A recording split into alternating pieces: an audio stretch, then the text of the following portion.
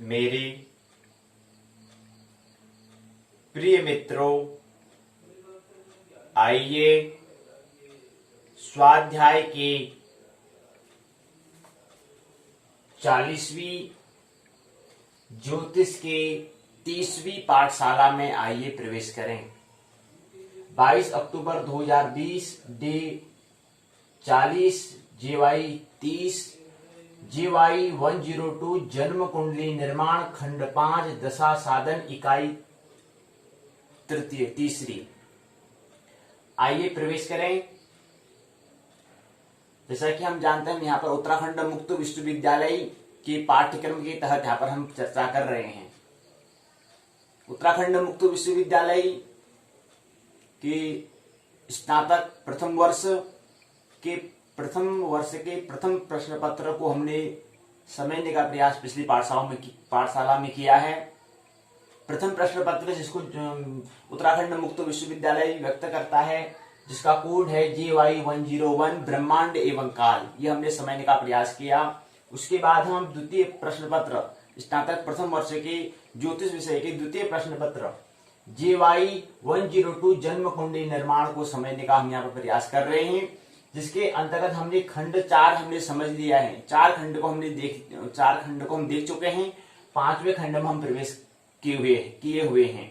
तो 5वें खंड के अंतिम इकाई, 5वां खंड का नाम है दशा साधन। इसके अंतर्गत जो अंतिम इकाई है, अंतिम इकाई तीसरी को हम समझने का यहाँ पर प्रयास आज की पाठशाला में करेंगे।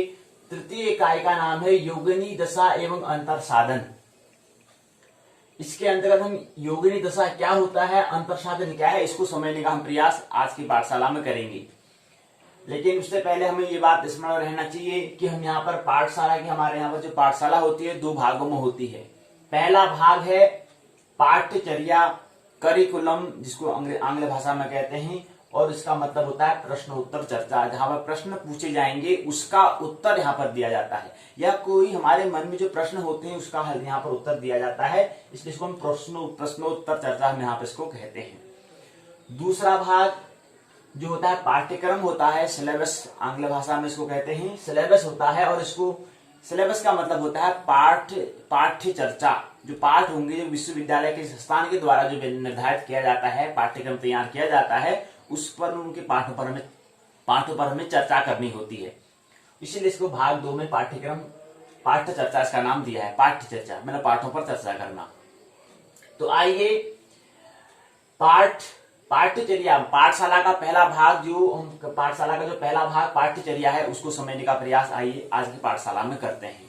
सबसे पहले इसके अंतर्गत हम कुछ चरण लेंगे। पहला चरण हमने कहा था कि गृहस्थ आश्रम में जब व्यक्ति प्रवेश करता है, हमने पिछली पाठशाला में, इसी से पहले पाठशाला में समझने का प्रयास किया था कि कोई गृहस्थ आश्रम में प्रवेश करता है तो उसके वहां पर एक ब्रह्मचर्य या उसका वहां पर जो दैनिक क्रियाएं होती हैं, वहां पर उसको दैनिक क्रिया में कौन कौन से कार्यक्रम, क्या उसका शेड्यूल होना चाहिए, इसके बारे में हमको समझने का, हमको संकेत देने का प्रयास हमने पिछली पाठशाला में किया था। उसी क्रम से संबंधित यहाँ पर गृहस्थ में प्रवेश, क्योंकि प्रकृति के 2 रूप हमने बात की थी, स्त्री और पुरुष। तो स्त्री के लिए गृहस्थी जब आश्रम है तो गृहस्थी में उसका क्या कार्यक्रम होना चाहिए, इसको हम संक्षिप्त में सूत्र के माध्यम से समझेंगे। उसके बाद फिर दूसरा भाग, यहाँ पर कुछ प्रश्न हम यहाँ पर जिससे संबंधित ही होगा। दूसरा चरण में हम एक प्रश्न पूछा गया है, उस प्रश्न को उत्तर लेने का प्रयास हम द्वितीय चरण में लेंगे। उसके बाद फिर कुछ संक्षिप्त जानकारी तीसरे चरण में हम यहाँ पर लेंगे। उसके बाद चौथे चरण में हम NTA NET UG को समझने का प्रयास हम करेंगे। तो आइए पाठशाला के भाग 1 के पहले चरण में आइए प्रवेश करें। भाग 1 जो है, हमने कहा कि स्त्री का गृहस्थी जीवन में जो प्रवेश करता है उसका क्या कार्यक्रम होना चाहिए। इसको हमने इसलिए जाना, हमारे लिए आवश्यक हुआ, इस पर हमें प्रश्न इसलिए पूछा गया था, कहते हैं कि हमारे जो भी हम अगर अपने साहित्य को या शास्त्रों को देखते हैं तो अत्यधिक जो हमारे जो उसमें जो लेखन का काम जो किया है वो पुरुषों ने किया है, उसमें स्त्रियों का ज्यादा योगदान नहीं रहा है। और दूसरा, जो भी हम यहाँ पर उच्चतम हमारा जो भी सबसे उच्चतम पुरस्कार नोबेल पुरस्कार जो है, नोबेल प्राइज जो है, उसमें भी स्त्रियों का योगदान ज्यादा न रहा है। वो क्या वजह है कि उसमें स्त्रियों का योगदान ज्यादा क्यों नहीं रह पाया है, उसको समझने के लिए हमने इसको एक प्रश्न पूछा गया था। क्या ऐसे मतलब सब, हालांकि सबसे बड़ा सृजन स्त्रियों के द्वारा ही होता है। सबसे बड़ा सृजन होता है कि जन्म देना। सबसे बड़ा स्त्री का सबसे बड़ा उसका पूर्ण विकास कहें और पूर्ण जब आनंद को प्राप्त तब होती है जब वो मां बनती है, तब उसको क्या मिलती है, पूरी शांति मिलती है। तो एक सृजन, सबसे बड़ा सृजन उनके हाथ, उनके माध्यम से होता है, प्रकृति के द्वारा उसका सृजन जो होता है, जन्म हम कहते हैं जिसका, तो जन्म स्त्री के द्वारा होता है, सबसे बड़ा सृजन वो है। और दूसरा सृजन होता है प्रेम। हमने कहा था कि दो मार्ग होते हैं, ध्यान का मार्ग, प्रेम का मार्ग होता है। तो ध्यान का मार्ग अगर देखें तो अधिक से अधिक पुरुषों के लिए वो मार्ग होता है और स्त्री का मार्ग प्रेम का होता है। हो सकता है उसमें अपवाद भी हो, लेकिन उसका नियम अगर देखें तो ज्यादातर अगर हम देखेंगे तो ये स्त्री के लिए प्रेम, पुरुष के लिए ध्यान मार्ग होता है। तो दो सृजन महत्वपूर्ण उनके द्वारा स्त्री के द्वारा होता है। लेकिन ये सृजन करने के बाद भी फिर भी कुछ सृजन हमें करना, प्रश्न पूछा जाता है कि मतलब सृजन नहीं हो रहा है, मतलब क्या कारण है, क्यों नहीं होता है, क्यों स्त्री के द्वारा सृजन होना, मतलब इतना सृजन तो, सबसे बड़ा सृजन तो उनके द्वारा हो रहा है, लेकिन और भी सृजन की आवश्यकता है, और भी स्त्री के द्वारा सृजन होना चाहिए। इससे संबंधित कुछ यहाँ पर हम क्या कर रहे हैं कि कार्यक्रम, इसका शेड्यूल क्या होना चाहिए, इसको समझने का कुछ संकेत यहाँ पर सिग्नल हम ले रहे हैं, इशारे हम ले रहे हैं। तो इसलिए हमने कहा था कि सबसे पहले क्या होना चाहिए, स्त्री का जो गृहस्थी जो कार्यक्रम होगा, जो प्रोग्राम जो होगा, कार्यक्रम जो होगा, उस पर 7 चरण में इसको हम समझने का प्रयास करेंगे। तो सबसे पहला चरण होता है कि उसका जागरण, ये सबके लिए अलग अलग हिसाब से हो सकता है, जरूरी नहीं कि यही समय है जो हम यहाँ पर सिग्नल समझने का कुछ इशारा हम यहाँ पर ले रहे हैं, जरूरी नहीं कि यही टाइम को ही हम इसको फॉलो करें, इसका ही हम अनुयायी बने, ऐसा नहीं है। अनुयायी नहीं बनना है, केवल संकेत इशारा लेना है, कुछ चिंतन करना है, कुछ विचार करना है। तो इससे संबंधित अपना मन को अपनी शोध हमें करना है, ताकि हम भी अपना कुछ अपने जीवन जो हमारा, जिस समय हम पूरे विश्राम करते हैं, रात को जो विश्राम करते हैं, उसके बाद जिस समय हमारा शरीर जब पूरा रिलैक्स हो जाता है, पूरा पूर्ण विश्राम के बाद शरीर पूरा रिलैक्स हो जाता है, पूरा उसको शरीर को विश्राम मिल जाता है, उसके हिसाब से हमें उठना चाहिए। कुछ जरूरी नहीं कि जो हम यहाँ पर बता रहे हैं वही कोई आप लागू करें, वही इसका ही अनुयायी बने, ऐसा नहीं है। तो हमने कहा कि जागरण 6 बजे प्रातः, स्त्री का जागरण 6 बजे होना चाहिए, और उसके बाद ये 5 भी हो सकता है, ये 7 भी हो सकता है। लेकिन इतना अनिवार्य है, ये बात अनिवार्य समझ लेना है कि स्त्री और पुरुष में जो स्त्री का जो शरीर का जो विश्राम की अगर बात करें तो 1 घंटा लेट होता है। तो पुरुष 1 घंटा पहले उठ सकता है, स्त्री 1 घंटा बाद में उठ सकती है। ये बात हमें ख्याल रखना चाहिए। जरूरी नहीं है कि आप पुरुष को सोचते कि यार हम पहले स्त्री उठकर उनको चाय देना चाहिए, ऐसा नहीं। थोड़ा इस बात को समझें कि पहला स्त्री का जो समय होता है 1 घंटा बाद में होता है। इस पर आप विचार करेंगे कि ऐसा क्यों होता है, ऐसा क्या है, क्या कारण है कि स्त्री को 1 घंटे बाद में उठना चाहिए, ये क्या चीज है, इसको समझने का प्रयास करें। तो ये सूत्र ले लें, एक समझ लें कि एक इस पर हमें विचार करना है, सूत्र ले लें, इसको चिंतन बाद में हमें करना है कि हम ऐसा क्यों होता है कि स्त्री को बाद में उठना चाहिए, पुरुष की बजाय 1 घंटा बाद में उठना चाहिए, पुरुष को 1 घंटा पहले उठना चाहिए। ऐसा क्या कारण है, इसको आप क्या करेंगे, विचार करेंगे, चिंतन करेंगे, ऐसा क्या होता है। तो 1 घंटे बाद अगर पुरुष 5 बजे उठता तो स्त्री 6 बजे उठे, अगर पुरुष 4 बजे उठता तो स्त्री 5 बजे उठे। ये भी जो है इसको अपने हिसाब से समझ लें। इसमें क्या ऑथेंटिक, क्या प्रमाणिकता, क्या वैज्ञानिकता है, क्या सत्यता है, इसकी खोज हमें करनी चाहिए। अगर ये हमने जो कह दिया इसी मानने की आवश्यकता नहीं है, खुद देखें, प्रैक्टिकल करें, प्रयोगात्मक करें, तब जाके कुछ हल होने वाला है, उससे पहले नहीं। तो हमने कहा कि सबसे पहला क्या हो, उसका जागरण 6 बजे प्रातः क्या होगा, 6 बजे जागरण करें। उसके बाद फिर सबसे पहला दैनिक कार्य जो है, जो भी हमें दैनिक क्रिया करनी है, उसको हमने वहां पर बताया था पुरुष के लिए 2 घंटा है, तो स्त्री के लिए हम 3 घंटा हम कहेंगे, क्योंकि थोड़ा और अतिरिक्त काम करना होता है। तो इसलिए दैनिक कार्य को 3 घंटे में क्या करना है, उसको पूर्ण कर लेना है। और 3 घंटे वो अगर 6 बजे अगर उठते हैं तो उसके बाद 3 घंटे होते हैं 7, 8, 9, अर्थात 6 से 9। ये 3 घंटे में क्या करना है, अपना दैनिक कार्य जो प्रातः होता है, शौच इत्यादि, निवृत्त अपना स्नान इत्यादि जो कार्यक्रम होते हैं, ये जो हमारा दैनिक कार्य होता है इसको पूर्ण हमें कर लेना है। इसके अंतर्गत पूजा भी आ जाती है दैनिक कार्यक्रम के अंदर। पूरा अपना पूरा अपने आप को हमने क्या करना है, शरीर की धुलाई तो हम कर रहे हैं, लेकिन पूजा मतलब क्या होता है, हमारे अपने मनस की भी तो धुलाई करनी है ना, वही पूजा है। तो इसलिए मनस को हमें शुद्ध करना होता है, तो इसलिए पूजा इत्यादि हमें करना होता है। ये कार्यक्रम भी ये 3 घंटे के अंदर क्या पूर्ण हो जाने चाहिए। इसके बाद फिर दैनिक कार्य पहला 7 चरण के अंतर्गत पहला चरण तो आया दैनिक कार्य 3 घंटे के अंतर्गत। दूसरा आता है, दूसरा चरण है वार्ता। ये बात महत्वपूर्ण है क्योंकि गृहस्थ में आश्रम मतलब गृह मतलब होता है घर के, अर्थात मतलब कोई क्या है, प्रकृति को हम समझने का प्रयास करते हैं। गृहस्थ जो आश्रम है उसमें हम प्रकृति को समझने का, अधिक से अधिक हम प्रकृति को समझने का प्रयास करते हैं। और उससे पहले ब्रह्मचर्य जो आश्रम होता है वहां पर हम ब्रह्म को, इसलिए तो उसको ब्रह्मचर्य कहा है। ये बात समझे, उसको ब्रह्मचर्य क्यों कहा, उसको प्रकृतिचर्य या विज्ञानचर्य उसको हम क्यों नहीं कहा, उसको हमने ब्रह्मचर्य कहा क्योंकि जो मूल है वो चीज उस तरह से उस ढंग में हमें जीना है, इसलिए इसको ब्रह्मचर्य आश्रम हमने कहा। उसके बाद गृहस्थ मतलब ठीक प्रकृति की बात यहाँ पर हो रही है, भोग के बारे में यहाँ पर इत्यादि जो भी हमारा जो शारीरिक जरूरतें होती हैं या हमारी जो मौलिक जो हमें आवश्यकताएं होती है वो पूर्ण हमें करना होता है। गृह आश्रम में हमें करना पड़ता है, गृहस्थ आश्रम हमें करना पड़ता है, पूर्ण हमें करना होता है। तो इसलिए इसको गृहस्थ आश्रम, उसके लिए ब्रह्मचर्य इसलिए इसको कहा ब्रह्मचर्य आश्रम, गृहस्थ आश्रम। तो गृहस्थ आश्रम में क्या है कि अब हमें प्रकृति को हमें समझना है।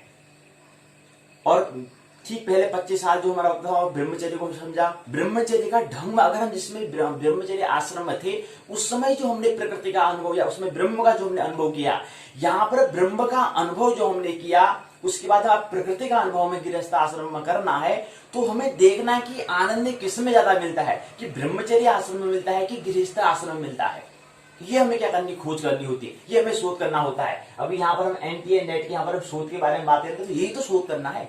कोई व्यक्ति विश्वविद्यालय में जिसने प्रवेश लिया है नहीं लिया उससे कोई मतलब नहीं है। शोध मतलब होता है कि जो विश्वविद्यालय में जिसने प्रवेश लिया हो नहीं लिया हो, तब भी क्या करना है, प्रश्न करना है, चिंतन करना है, अपने आप को विकास को, डेवलपमेंट को हमें विकसित हमें होना है। इसलिए प्रश्न विश्वविद्यालय तो केवल माध्यम है कि माध्यम है। वहां पर अगर आपकी कोई अगर आपको कहीं पर दिक्कतें आ रही है, कहीं पर आपको रास्ता नहीं दिखाई दे रहा है, तो वहां पर गुरु आपको इशारा बता देगा कि हाँ आप चलें ऐसा, ये चीज है। तो इसलिए क्या करना है, हमें अपना वो क्या करना है, दैनिक क्रिया में हमें ध्यान देना है। तो ये हम करें कि क्या है, वार्ता हमें करनी होती है। तो इसलिए हमने कहा कि ब्रह्मचर्य क्या है, ठीक और ब्रह्म की जैसे ब्रह्म जैसे के ढंग में, ब्रह्म जैसे चर्या में हमें रहना है, वहां पर ठीक हमें गृहस्थ मतलब प्रकृति को हमें समझना है। तो इसलिए हमने कहा कि पहले में दैनिक कार्य हमने क्या कर लिया, दैनिक कार्य मतलब अपना शरीर की शुद्धि हमने कर ली, साथ में पूजा पाठ भी हमने कर लिया है। उसके बाद क्या करना है, 1 घंटा का हमारा वक्त क्या है, फिर हमें करना है दोनों पति पत्नी को हमें आपस में संवाद हमें करना है। क्योंकि हमने प्रातः काल अपने स्नान में हो चुके हैं, पति भी हो चुका है, और उसके बाद फिर क्या है, दोनों क्या हो चुके हैं, अपना सारा दैनिक क्रियाएं जो काम हम जो भोजन इत्यादि जो करना था वो भी हमने व्यवस्था 3 घंटे में कर ली है।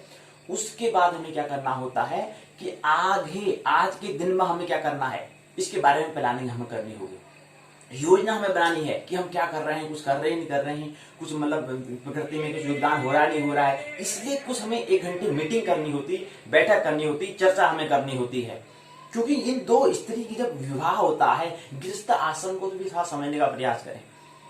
ब्रह्मचर्य में जो अनुभव किया है और उसके ठीक प्रकृति वाले जो गृहस्थ में जो हम गृहस्थ आश्रम में जो वहां पर अनुभव लेंगे, वो दोनों अनुभव एक ही हैं। क्योंकि उन दोनों का योग से क्या है, ब्रह्मांड बनता है, अस्तित्व बनता है। अस्तित्व एक है, बस एक में क्या है कि थोड़ा अंतस हमारे बारे में हो जाता है, वहां पर थोड़ा बाह्य जगत में हो जाता है, इतना अंतर है। लेकिन अस्तित्व के अंतर्गत ही आते हैं कौन, ब्रह्म और अंड, इसलिए तो जाकर ब्रह्मांड बनता है। तो यहाँ पर हमें अनुभव करना है।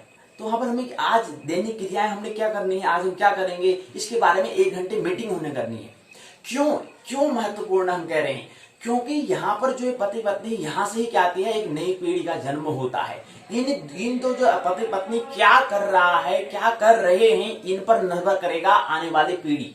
ये क्या प्रोग्राम कर रहे हैं, क्या इनकी रणनीति है, क्या ये प्लान कर रहे हैं। कह सकते हैं कि जब कृष्ण का जन्म हुआ होगा उस समय उनकी माता पिता का बीच में क्या संवाद, कितने बड़े उनके बीच में प्रेम होगा, इतने बड़े कृष्ण का व्यक्तित्व हम देखते हैं, तो कैसे आया कृष्ण का इतना खिलता हुआ, हंसता हुआ, मुस्कुराता हुआ व्यक्तित्व कैसे आ गया? ऐसे ही टपक के नहीं आया है। तो ऐसे ही प्रयास प्रति क्षण गृहस्थ आश्रम में जब पति पत्नी करते हैं प्रवेश, तो उन दोनों को भी प्लानिंग करनी होती है। तो इसलिए 1 घंटा यहाँ पर क्या करनी है, वार्ता शो करनी है, उनको मीटिंग करनी है, आपस में चर्चा करनी है कि क्या प्रोग्राम, क्या आगे हमें करना, इसके बारे में रणनीति हमने करनी है, प्लानिंग शो करनी है। तो 1 घंटे का है। इसके बाद हमने बताया कि वो समय आपका अपने अपने हिसाब से हो सकता है, लेकिन हम कहते हैं कि समय क्या होना चाहिए, 1 घंटा होना चाहिए। वो हो सकता है 9 से 10, 9 बजे से 10 बजे तक क्या करना है, 1 घंटा मीटिंग उन्हें करनी है, चर्चा उन्हें करनी है।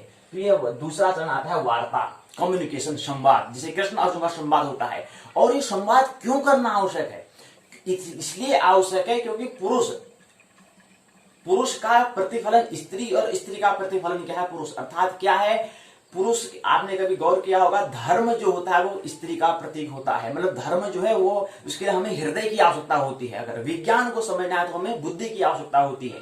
ठीक ऐसे ही हमारा क्या होता है, हमारा प्रतिफलन, हमारे अंदर जो स्त्रैण, पुरुष के अंदर जो छुपा स्त्रैण है, वो स्त्री के माध्यम से, स्त्री एक दर्पण का, एक साधन का काम करती है, ताकि उसके अंदर जो छुपा स्त्रैण है वो बाहर निकल आए।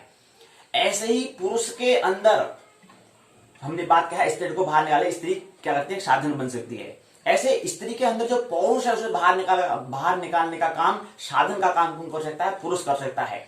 गृहस्थ आश्रम में ऐसे ही श्रीमान श्रीमती ऐसे ही नहीं कहा जाता है, ऐसे ही नाम नहीं है। स्वास्थ्य को समझे, आपने कभी नाम दिया होगा, भी गौर करना चाहिए। हम किसी को जब किसी नाम से कहते हैं कि हाँ ये मैडम है या ये मैम है, मैम और मैडम में बहुत अंतर है। एक सृजन, एक उपलब्धि की बात है।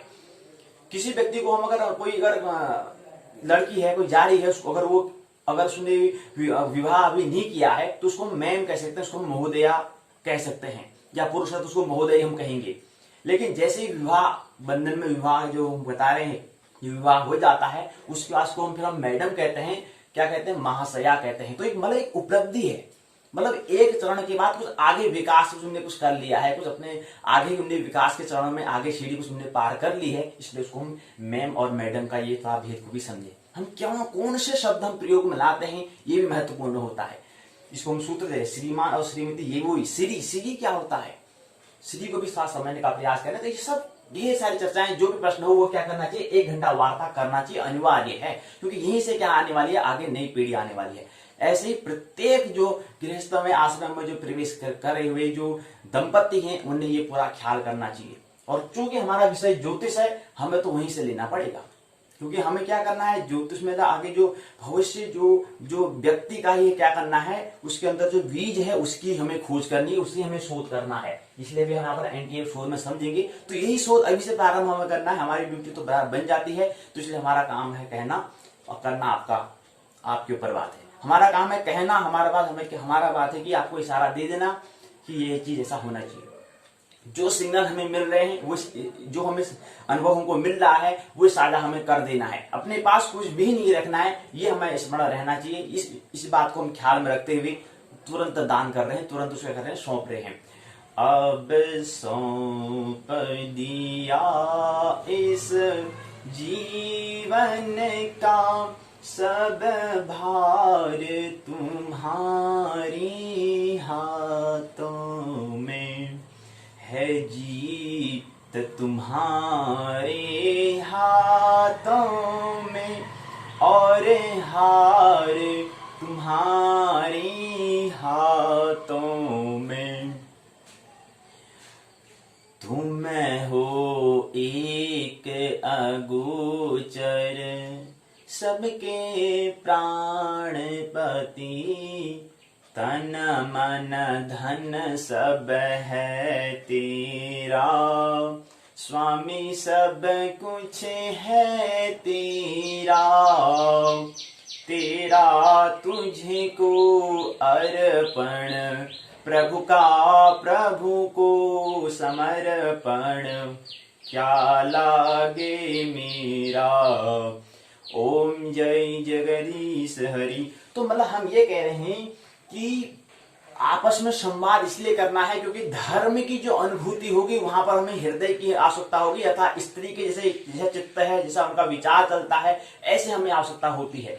और विज्ञान के लिए हमें विचार चिंतन, मस्तिष्क की हमें आवश्यकता होती है, ब्रेन की हमें आवश्यकता होती है। विचार करो, चिंतन करो, इसकी हमें आवश्यकता होती है। और वहां पर हमें जब धर्म को समझना होता है, वहां पर हमें भाव की आवश्यकता होती है, फीलिंग की हमें आवश्यकता होती है। इसलिए वार्ता हमें करना है, आपस में संवाद हमें करना है। गृहस्थ आश्रम में प्रवेश कर चुके हैं और ब्रह्मचर्य का अनुभव पहले ले चुके हैं, और अब ब्रह्मचर्य में जो अनुभव लिया था, वहां पर जो आनंद हमें प्राप्त हुआ था, वहां पर जो हमें सुख अनुभव या जो भी हमें ध्यान प्रिय हमने किया था वहां पर, और यहाँ पर प्रकृति में जो हमें अनुभव में मिल रहा है, इन दोनों का हमें अनुभव लेना है। तो ये दोनों अनुभव के लिए ठीक पहले ब्रह्म का अनुभव होना पहला महत्वपूर्ण है। ब्रह्म का अनुभव हो जाएगा, प्रकृति तो उसके बाद आती है। प्रकृति तो उसकी छाया है, मूल क्या है? ब्रह्म है, उसकी छाया प्रकृति है। और प्रकृति के ही छाया में उलझ जाए, ब्रह्म का अनुभव आपने ब्रह्मचर्य आश्रम में आपने ब्रह्म का अनुभव नहीं किया है, तो आप गृहस्थ में भी आप उसके अधिकारी नहीं हो सकते हैं। आप उसके अधिकारी भी आप नहीं हो सकते हैं। आप माया में ही आप उलझे रहेंगे, इसको हम कह सकते हैं। तो माया के बाद अगला क्या होता है?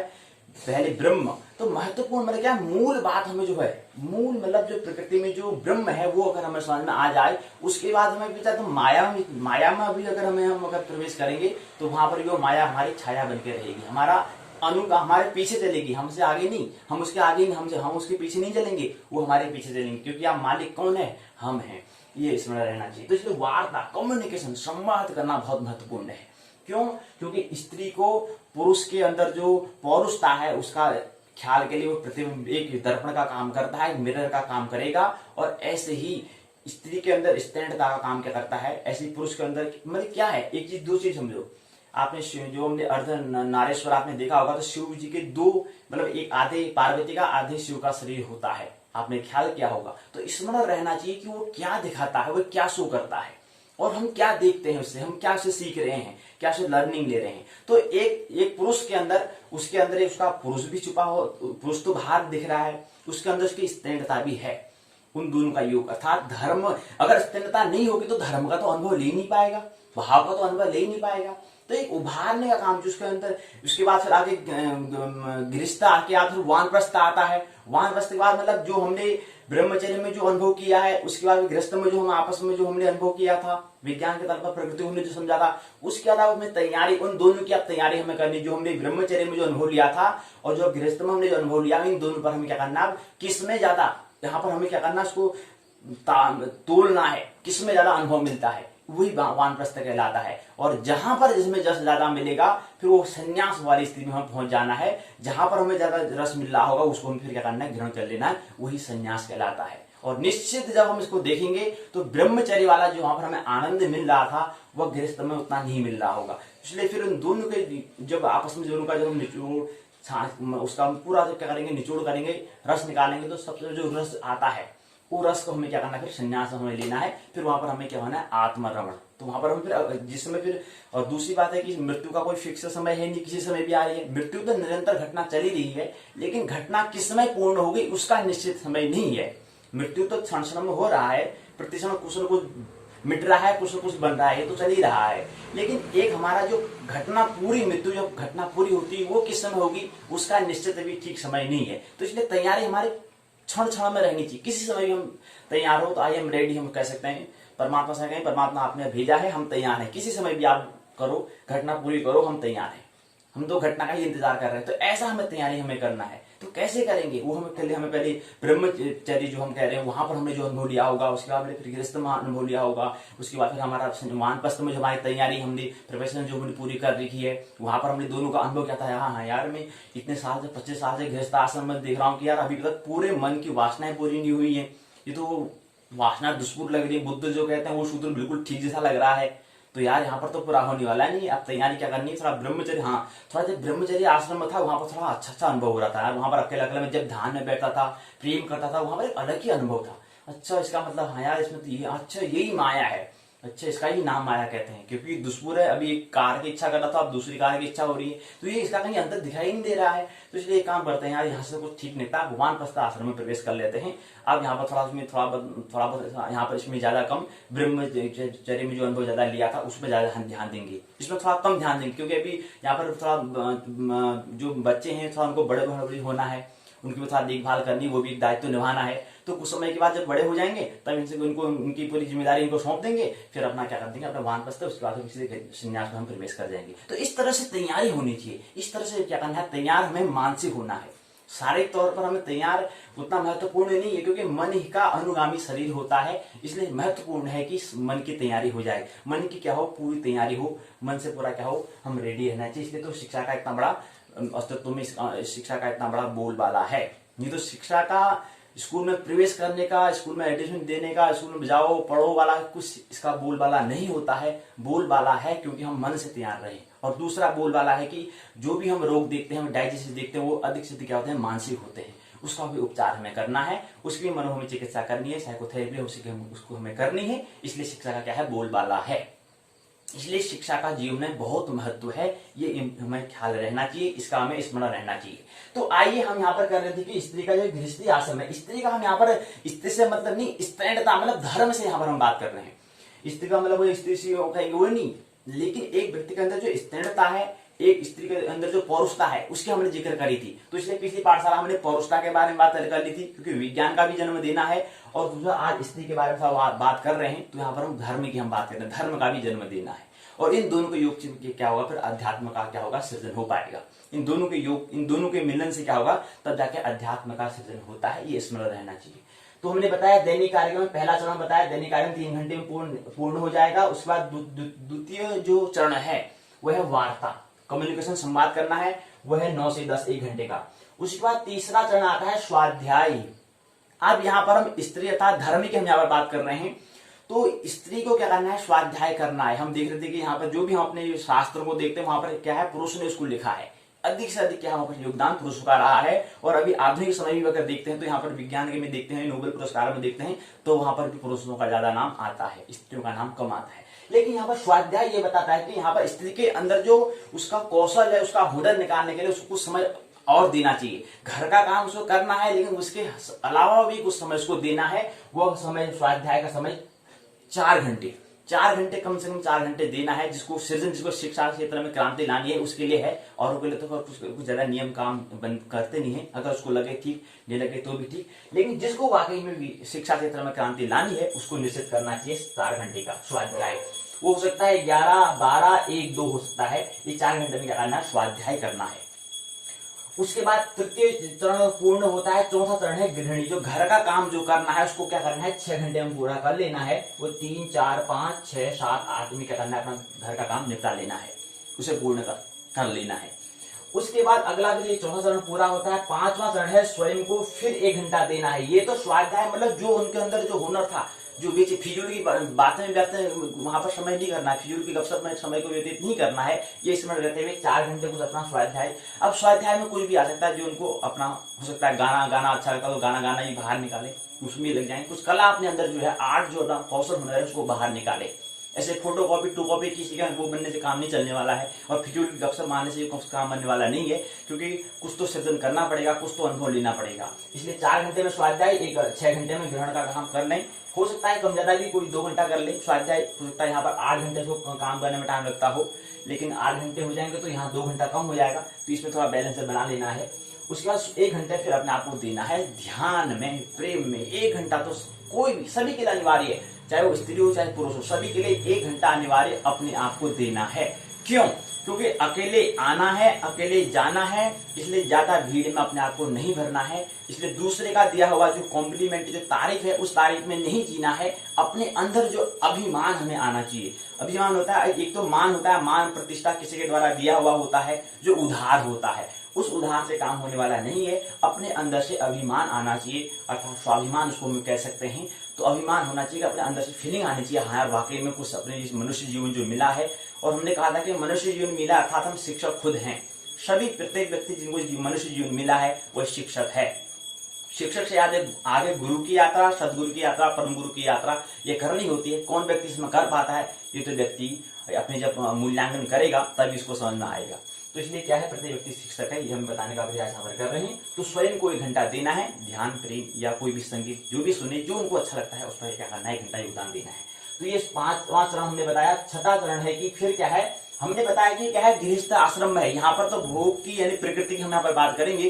तो फिर यहाँ पर कुछ समय अपना क्या करते हैं, जो 6वां चरण है, यहाँ पर हम कुछ सृजन जो होता है, हम बताते हैं कि यहीं से क्या है, गृहस्थ आश्रम में ही उनके गृहस्थ आश्रम में जब व्यक्ति स्त्री पुरुष प्रवेश करते हैं तो वहां से नया जीवन का क्या होता है, जन्म होता है। स्त्री के माध्यम से स्त्री सृजन का काम करती है। तो यहाँ पर कुछ समय वो हमने बताया कि जो छठा चरण आता है वो कुछ समय आता है यहाँ पर 3 घंटे लेने।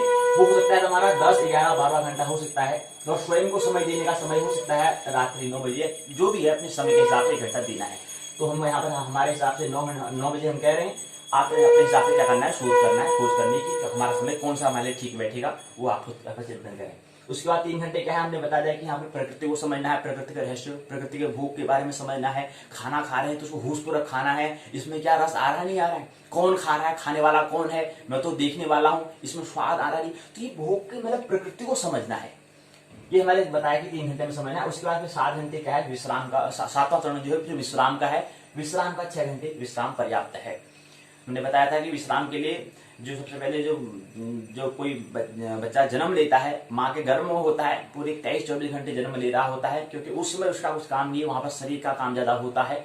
उसका फिर धीरे धीरे कम होता जाता है। 7 साल में उसको, जब 7 साल उसकी आयु हो जाती है तो 7 से 8 घंटे तक वो फिर उसकी निद्रा लेता है। जैसे जैसे मृत्यु का एक दिन, जैसे ही मृत्यु नजदीक आती है तब नींद क्या हो जाती है, हराम हो जाती है। हम कहते हैं नींद गायब हो जाती है। क्यों? क्योंकि आप प्रकृति में कोई भी प्रकृति का काम आप शरीर में नहीं हो रहा है, कोई भी हड्डी, कोई भी मांस मज्जा, कोई भी जो कोशिका है आप वो बन नहीं रही हैं, आप पूर्ण बन चुकी हैं। आप एक साथ पूरा एक साथ क्या होना, इसको विसर्जन होना है, परिवर्तन होना है। इसलिए कोई काम जैसे नींद हराम होनी अनिवार्य है, क्योंकि और नींद नींद आएगी नहीं। नींद कब आती है? जब शरीर थकान होता है, शरीर में कुछ काम कर रहा होते हैं। जैसे इसको उदाहरण ले सकते हैं, जब हम खाना खाते हैं हमें नींद आती है। अगर हमें अधिक खाना खाया होगा तो, अगर कम खाना खाया है तो हमें नींद नहीं आएगी। उस शरीर की अपने शरीर में जो मशीन जो चल रहा है, वो अपनी जो जठराग्नि है वो अपना काम कर रही होंगी, लेकिन उस पर हमारे शरीर में जो परिणाम हो रहा होगा उसका ज्यादा उतना परिणाम हमें दिखाई नहीं देगा। लेकिन अधिक जब हम खाना खाते हैं तो हमें निश्चित आलस्य आता है। इसका ये परिणाम, ये सबूत, ये साक्षी है कि हमने खाना ज्यादा खा रखा है, हमारे शरीर में जो जठराग्नि है उसको ज्यादा काम करना पड़ रहा है, शरीर को ज्यादा काम करना पड़ रहा है। परिणाम रिजल्ट क्या है, हमें नींद आ रही है। तो ये भी ध्यान देना होगा, तो ये ख्याल में रखना है। तो विश्राम क्या है, 6 घंटे, और जैसे ही मृत्यु निश्चय आती है तो फिर नींद हराम हो जाती है। आप सुनाई है, बताने की जरूरत नहीं है। तो ये 7 चरणों में क्या करना है, स्त्री को जो गृहस्थ आश्रम में प्रवेश करते हैं तो उनको भी कुछ न कुछ विज्ञान में सृजन देना है। पहला सृजन देते हैं कि उनका माँ बनना, उस सृजन उनका तो बहुत बड़ा योगदान है, उसके लिए तो आभारी है, परमात्मा आभारी है कि उनको बड़ा योगदान दिया है। लेकिन फिर भी क्या करना है, योगदान विज्ञान का भी उन्हें जन्म देना है। बहुत कम यहाँ पर देखने को मिलता है, तो इसलिए विज्ञान का भी जन्म देना है। निश्चित विज्ञान का जन्म प्रकृति की स्त्री के द्वारा भी होना चाहिए। तो ये हमने बताया, ये हमें कुछ संकेत यहाँ पर मिले। तो पहला चरण पूरा होता है। दूसरा चरण हमने बताया कि दूसरा चरण और ले लेते हैं यहाँ पर, यह है कि विज्ञान, हमने बताया था कि विज्ञान क्या होता है, सत्य की खोज होता है, और धर्म जो है सत्य की अनुभूति। विज्ञान मतलब सत्य की हमें खोज करनी है, जो हमें सत्य हमें जानना है कि कोई बात अगर बता, कोई किसी ने हमें कोई शब्द, किसी ने हमें कोई जानकारी दी, उस जानकारी को क्या करना है, ज्ञान हमें बनाना है, उसको हम सत्य की खोज हम उसको कहते हैं। दूसरा होता है धर्म। धर्म होता है सत्य की अनुभूति अर्थात फीलिंग। अर्थात विज्ञान की हम बात करें, सत्य की खोज के लिए हमें क्या करना पड़ेगा, बुद्धि का हमें उपयोग करना पड़ेगा, तर्क हमें देने पड़ेंगे, चिंतन हमें करना पड़ेगा। लेकिन धर्म की अनुभूति के लिए अर्थात सत्य की अनुभूति करने के लिए, जो हम धर्म कहते हैं, यहाँ पर हमें क्या करना पड़ेगा, भाव, हृदय का हमें करना पड़ेगा, मन को हमें देखना पड़ेगा। ये चीज हमें अनुभूति कब आएगी, फीलिंग कब आएगी, जब उसको हृदय के तल पर लाएंगे, मस्तिष्क से विचार को जब हृदय के तल पर लाएंगे तब जाकर फीलिंग हमें आएगी, अनुभूति हमें आएगी। और यहाँ पर सर्च करने से, विज्ञान का जन्म सत्य की खोज अर्थात सर्च से होगा, यहाँ पर फीलिंग से, अनुभूति से होगा। उसके बाद कला है, सत्य की अभिव्यक्ति, सत्य की जो प्रकटता है उसकी हम क्या कहते हैं, उसको हम कला कहते हैं, आर्ट्स कहते हैं। अब ये कला प्रकटता सबकी अलग अलग हो सकती है। कोई व्यक्ति जब उसने विज्ञान की खोज की, सत्य की जो अनुभूति की, उसके बाद कला के माध्यम से, कोई व्यक्ति, कला मतलब होता है कि उसकी कोई भी कार्य आचरण, हम इसको हम कह सकते हैं। तो जो आचरण से हम उसका अनुमान लगा सकते हैं, जैसे हम अनुमान लगा सकते हैं कि हमारे, जैसे उदाहरण के लिए हम देखते हैं कि कृष्ण और अर्जुन के संवाद की हम बात करते हैं कि अर्जुन अंदर मन से कमजोर था, तब जब तत्क्षण जब वो कुरुक्षेत्र में आया था तो वहां उसके शरीर ने पूरा धनुष, उसके क्या हुआ, शरीर ने धनुष बाण, शरीर क्या कर दिया, काम करना बंद कर दिया। कहता है कि मैं नहीं कर पाऊंगा, मैं खड़े रहने को सक्षम नहीं हूँ, मेरा धनुष हाथ से गिर रहा है, मैं युद्ध करने के लिए सक्षम नहीं हूँ। बैठ जाता है, रथ के नीचे बैठ जाता है। मतलब शरीर पर घटना हुई है। अर्थात यहाँ से हम ये अनुमान लगा सकते हैं कि अर्जुन का मनस क्या था, कमजोर था, मन से क्या था, वो दृढ़ नहीं था, क्योंकि शरीर में वही परिणाम हो रहा है जो हम मन के होते हैं। ऐसे ही हमारी सत्य की प्रकटता से जो हम आचरण में कर रहे हैं उससे हमें समझ में आ जाएगा कि हमारा अंतस, हमारा मन कैसा है।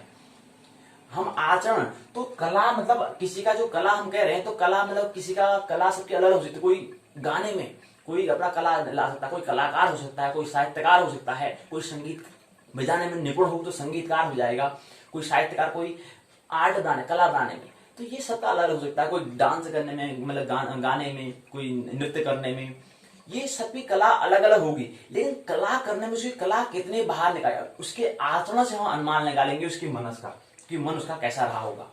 कि कोई व्यक्ति बहुत मधुर गाना गाता है, क्या गाना गाता है, तो उसका मतलब उसने उसका मनस क्या है, उसके जो अंदर जो कौशल है उसकी क्या उसने उसके तालमेल खाता है। तो कला मतलब क्या है, कला तीसरे पायदान में आएगी। पहले सत्य की उसने खोज की होगी, उसने अपने अंदर देखा होगा कि हाँ मेरे अंदर क्या हुनर है, उसके बाद सत्य की अनुभूति, उसको अनुभूति फीलिंग करी होगी, उसने कुछ न कुछ तैयारी करी होगी, उसके बाद अनुभूति करी होगी, फीलिंग करी होगी, उसने स्वाध्याय किया होगा, उसके बाद सत्य की प्रकटता हमें दिखाई दे रही है, यार क्या गाना गाता है, मजा आ गया, खुश हो गया दिल, तो कहते हैं। तो ऐसे ही ये कला सबकी अलग अलग हो सकती है, चाहे वो गाने में हो, चाहे संगीत में हो, चाहे ढोलक बजाने में हो, चाहे नृत्य में हो, क्योंकि पूरा जीवन वास्तव में यहाँ पर कुछ विशेष कुछ खास हो नहीं रहा है। यहाँ पर क्या करना महत्वपूर्ण है कि कैसे झूमना है, कैसे नाचना है, कैसे गाना है, कैसे अपने आप को आनंदित हमें जीवन जीना है, कैसे हम मधुर, कैसे हम खुशी रह सकते हैं, ये हमें महत्वपूर्ण होता है। तो कला के माध्यम से हम देख सकते हैं कि आज का कला क्या है, उसके माध्यम से हम बता देंगे। मतलब आचरण से उसके हम धर्म की हम वहां पर अनुमान लगा सकते हैं, और उसके बाद से विज्ञान की अनुमान हम लगा सकते हैं। तो उदाहरण के लिए बताया कि अर्जुन के हमने बताया कि अर्जुन का अंतस जो है वहां पर मन क्या है, कमजोर है, क्योंकि उसका परिणाम शरीर पर। हम ये बात स्मरण रहना चाहिए कि शरीर अनुगामी होता है मन का। मन कैसा है, मन मजबूत है, मन कैसा है, मन का प्रतिफलन कहां पर होता है, शरीर पर होता है, ये हमें ख्याल रहना चाहिए। तो इसलिए क्या है, तीसरी है कला, सत्य की अभिव्यक्ति प्रकटता। और फिर हम जो हमने अनुभव किया, जो हमने खोज की, उसका जो हमने अनुभूति की, उसको फिर हमें प्रकट भी तो करना है। यहाँ पर कोई भी चीज प्रकट हो जाएगा, उसे फिर देना भी तो है, अपने पास रखना नहीं है। क्योंकि हमने कहा था कि देना, प्रकटता मतलब आपने गौर किया होगा, जब दो प्रेमी और प्रेमिका जो होते हैं आपस में जब कोई प्रेम करते हैं, तो उसमें जब प्रेमी या प्रेमिका क्या करते हैं, उपहार देते हैं, गिफ्ट देते हैं। वो क्यों देते हैं, उसका देने का मतलब होता है कि अब तू है, मैं नहीं, प्राथमिक कौन है, तू है।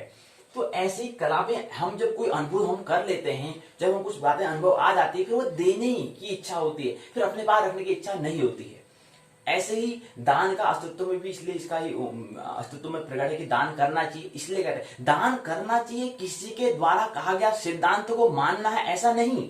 जिस दिन आप सत्य को अनुभव करोगे, जिस दिन सत्य की आप अनुभूति करोगे, फीलिंग करोगे, उस दिन आपको देने जैसी ही लगेगी। हाँ यार, मेरे को तो अपने पास रखना क्या है, तो देना है, दान करना है। इसलिए दान देना शास्त्रों में कहा है। किसी शास्त्रों में ऐसे कि एक नियम बना दिया, सिद्धांत बना दिया, कोई ऐसा नहीं है। उसको जब हम फीलिंग करेंगे तो हमारा परिणाम आएगा कि यार इसको तो देना चाहिए हमें, और अपने पास रखना क्या है। और दूसरा, प्रेम होता है देने से और बढ़ता है, अपने पास रखने से नहीं। ऐसे ही फिर दान, चाहे हम पैसों में, पैसों का देने से वो बढ़ता है। ये दूसरा, ये प्रकृति में नियम लागू होता है, ये धर्म में भी लागू होता है, ये ख्याल रहना चाहिए। तो इसलिए प्रेम जब होता है तो इसलिए हम क्या करते हैं, उपहार देते हैं। तो उसका सूत्र क्या है, प्रेमी और प्रेमिका को पता हो न हो, उस फीलिंग तक पहुंचे हो न हो, लेकिन अंतस में कहीं न कहीं जो बात आ जाती है, यार हाँ यार इसको देना चाहिए, अपने पास रखना नहीं है, कुछ भी नहीं रखना है। तो ऐसे ही बुद्ध, महावीर, कृष्ण इत्यादि जो भी बातें कर रहे हैं, वो क्यों करते हैं, उन्होंने अनुभव किया है, और इस अनुभव पर सभी लोग आए, सभी लोग इस अनुभव को, फीलिंग को, अनुभूति को प्राप्त करें।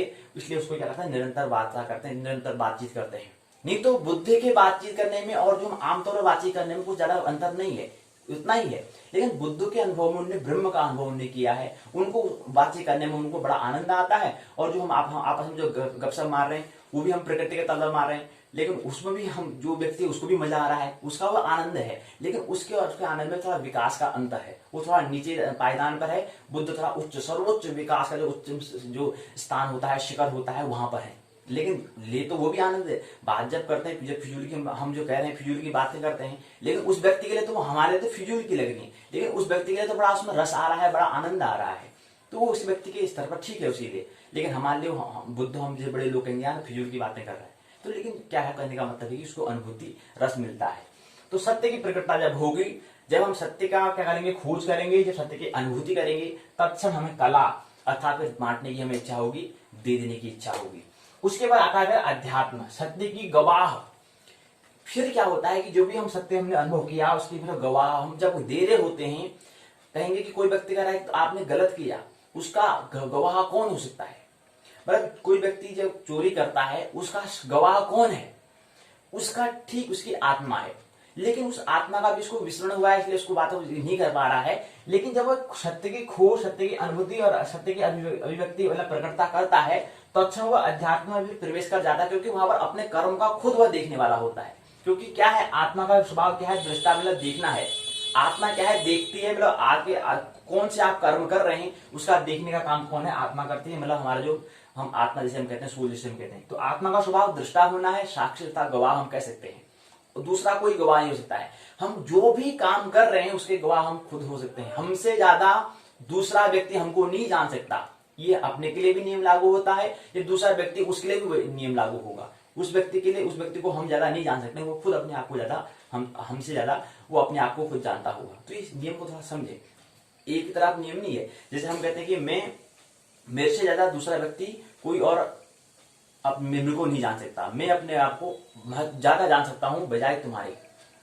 ऐसे ही वो भी तो कर सकता है, मैं तुम्हारे बजाय अपने आप को ज्यादा जान सकता हूं। वाकई में है, कृष्ण अपने आप को जानते हैं, पूरा अपने आप को जान लिया है, अब अधिकारी हैं, अर्जुन के अंतस को भी समझ सकते हैं। तो इसलिए जो व्यक्ति, इसलिए तो हम यहाँ पर क्या कहते हैं, स्वाध्याय कहते हैं। आज की स्वाध्याय मतलब स्वाध्याय महत्वपूर्ण है।